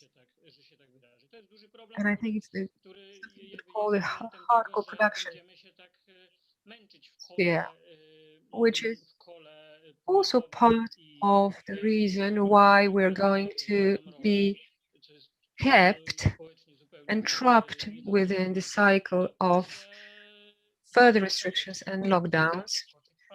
The situation is unbearable, and it might actually lead to the situation where the virus gets ahead of the vaccine, which would be a real disaster. The point of view of the world and world politics. It's something that we've been observing partly. For example, in Brazil, let me just finish this one sentence. And it actually happens when the virus is led to experiment in too many bodies and it gets out of control. Let me just add one sentence. I've never, ever said that we should not fight the virus. Actually, drawing the conclusion that we should not fight the virus just because I said that we should face our own mortality is irresponsible. All right, we understand. I noticed that Professor Weiss. Yes, I would like to say something very briefly. I have one brief question, if I may.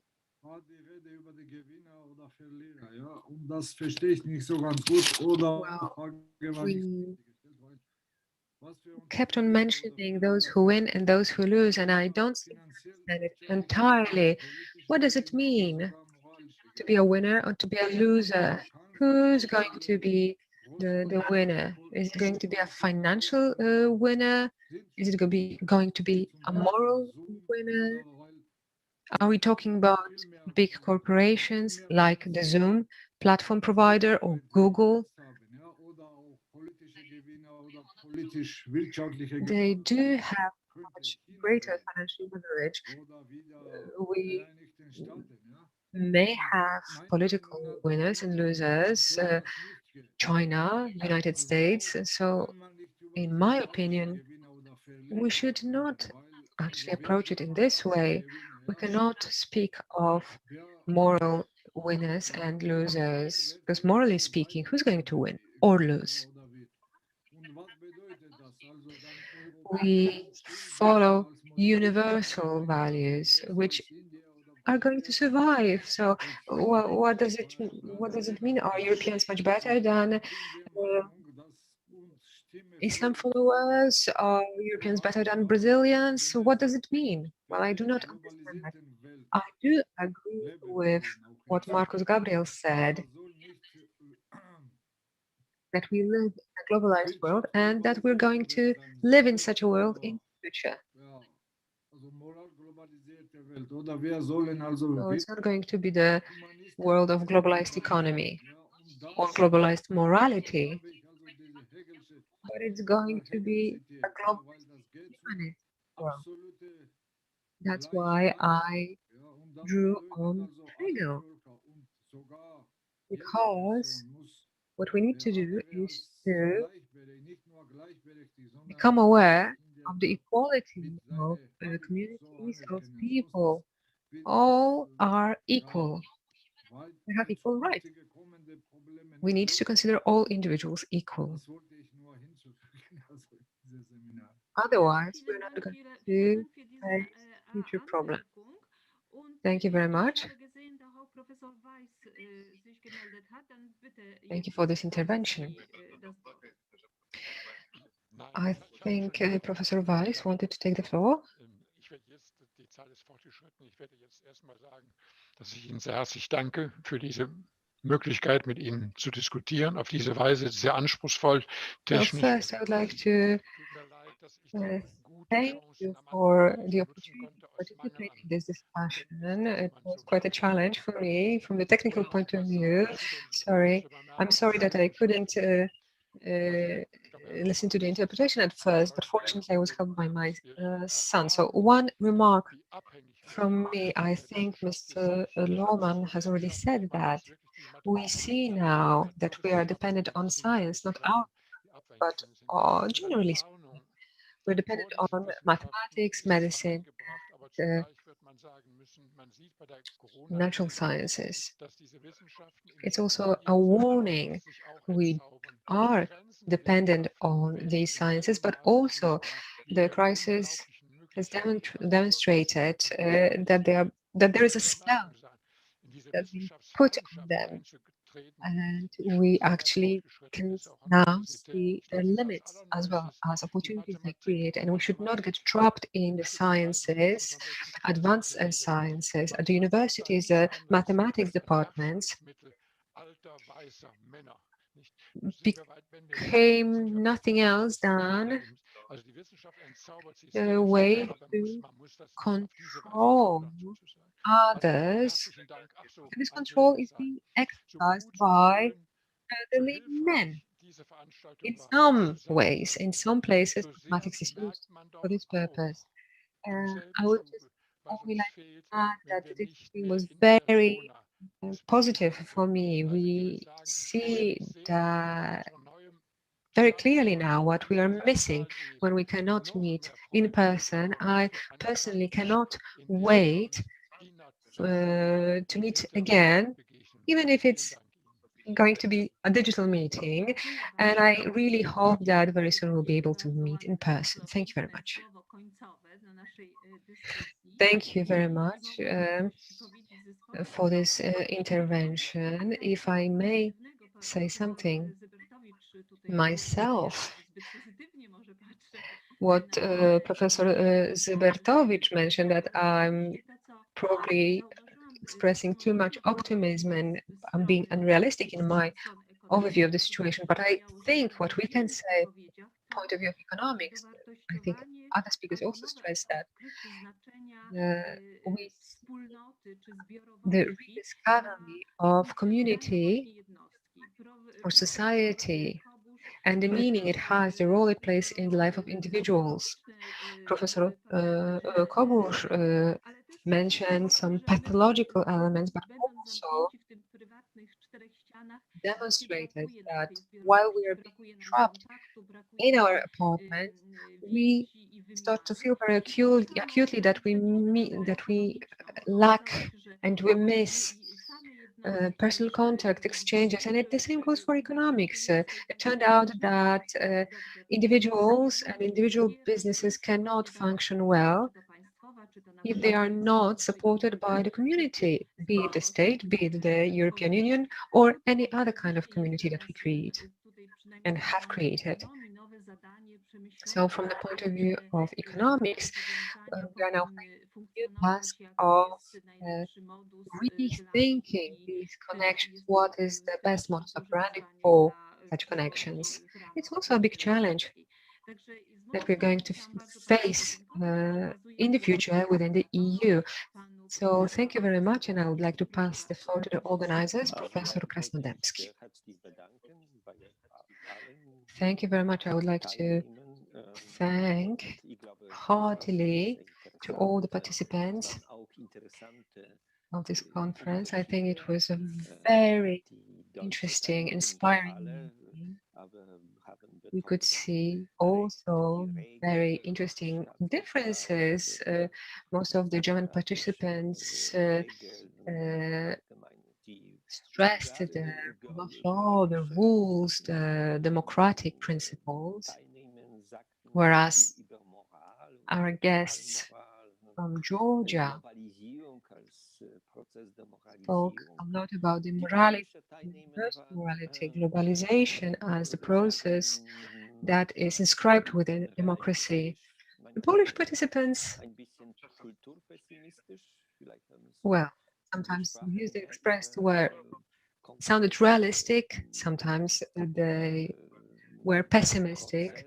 We seemed to talk a bit more and focus more on specific processes, but also on the competition and rivalry.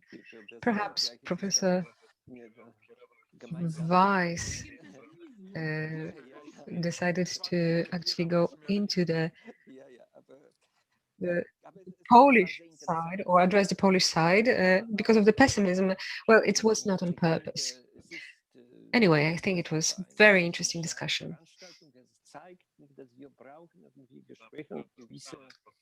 a very fruitful meeting, which definitely shows that we need a definition of very basic concepts such as progress, deaf, religion, what we understand.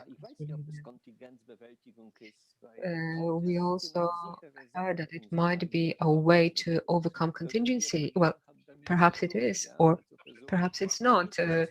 Death is always our own death, and religion is also related to that, and we need to approach it accordingly. Data might be contingent, but the facts are not. And I have noted down a series of other issues related to solidarity and the approach based on solidarity, human-to-human relationships. I think that, and I hope that we will be able to have another meeting, perhaps in person, together with Dr. Schultz. We all came up with an idea for a place, a venue where we could meet close to Poznań in Poland. And perhaps we could also pay a visit to one of the interesting historical sites nearby to have a kind of summer school there.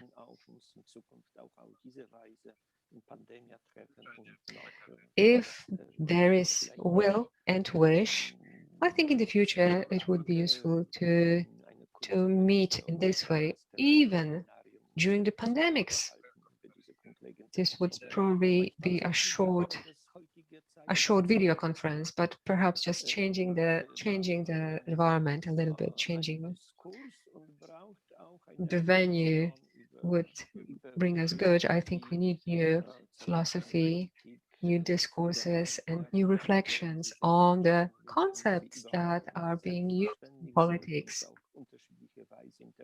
And they are used as if they were obvious. They are taken for granted, but they are actually not to be taken for granted, because they have many different interpretations. And I have to admit that sometimes when I meet my colleague, Professor Legutstein from European Parliament, and when I meet other colleagues, Professor Balami, it's as in when we enter into politics, quite a burden for us, because we know that the words and concepts are ambiguous. They allow for many different interpretations. We can compare theories. Politicians from the green, the groups of European Greens sometimes remind me of my colleagues during my student years, the colleagues who knew everything even before they went to the lecture halls.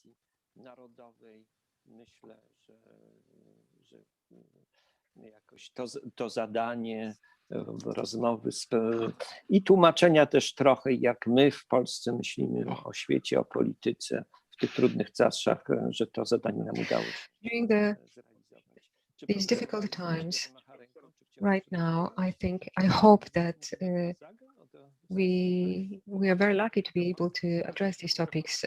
Professor Weiss, did you want to say something else? I just wanted to say goodbye.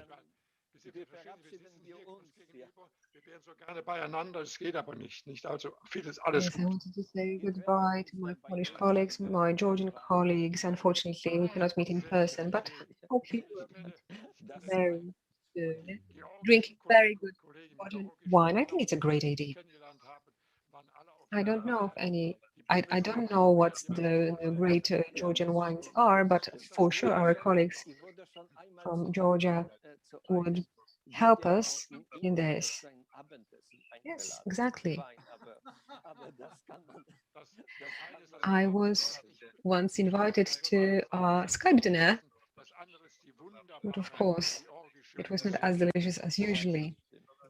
Yes, right now we eat dinner in front of our screens. A completely different experience having a dinner and listening to beautiful music. Yes, of course. Yes, one of our participants said that his grandfather was from Georgia. Thank you to Helena Vanat for organizing this conference. I know that she also has some Georgian roots. There are a lot of Poles who actually have either roots or close relationships with Georgians. Thank you very much, and see you very soon at a different meeting.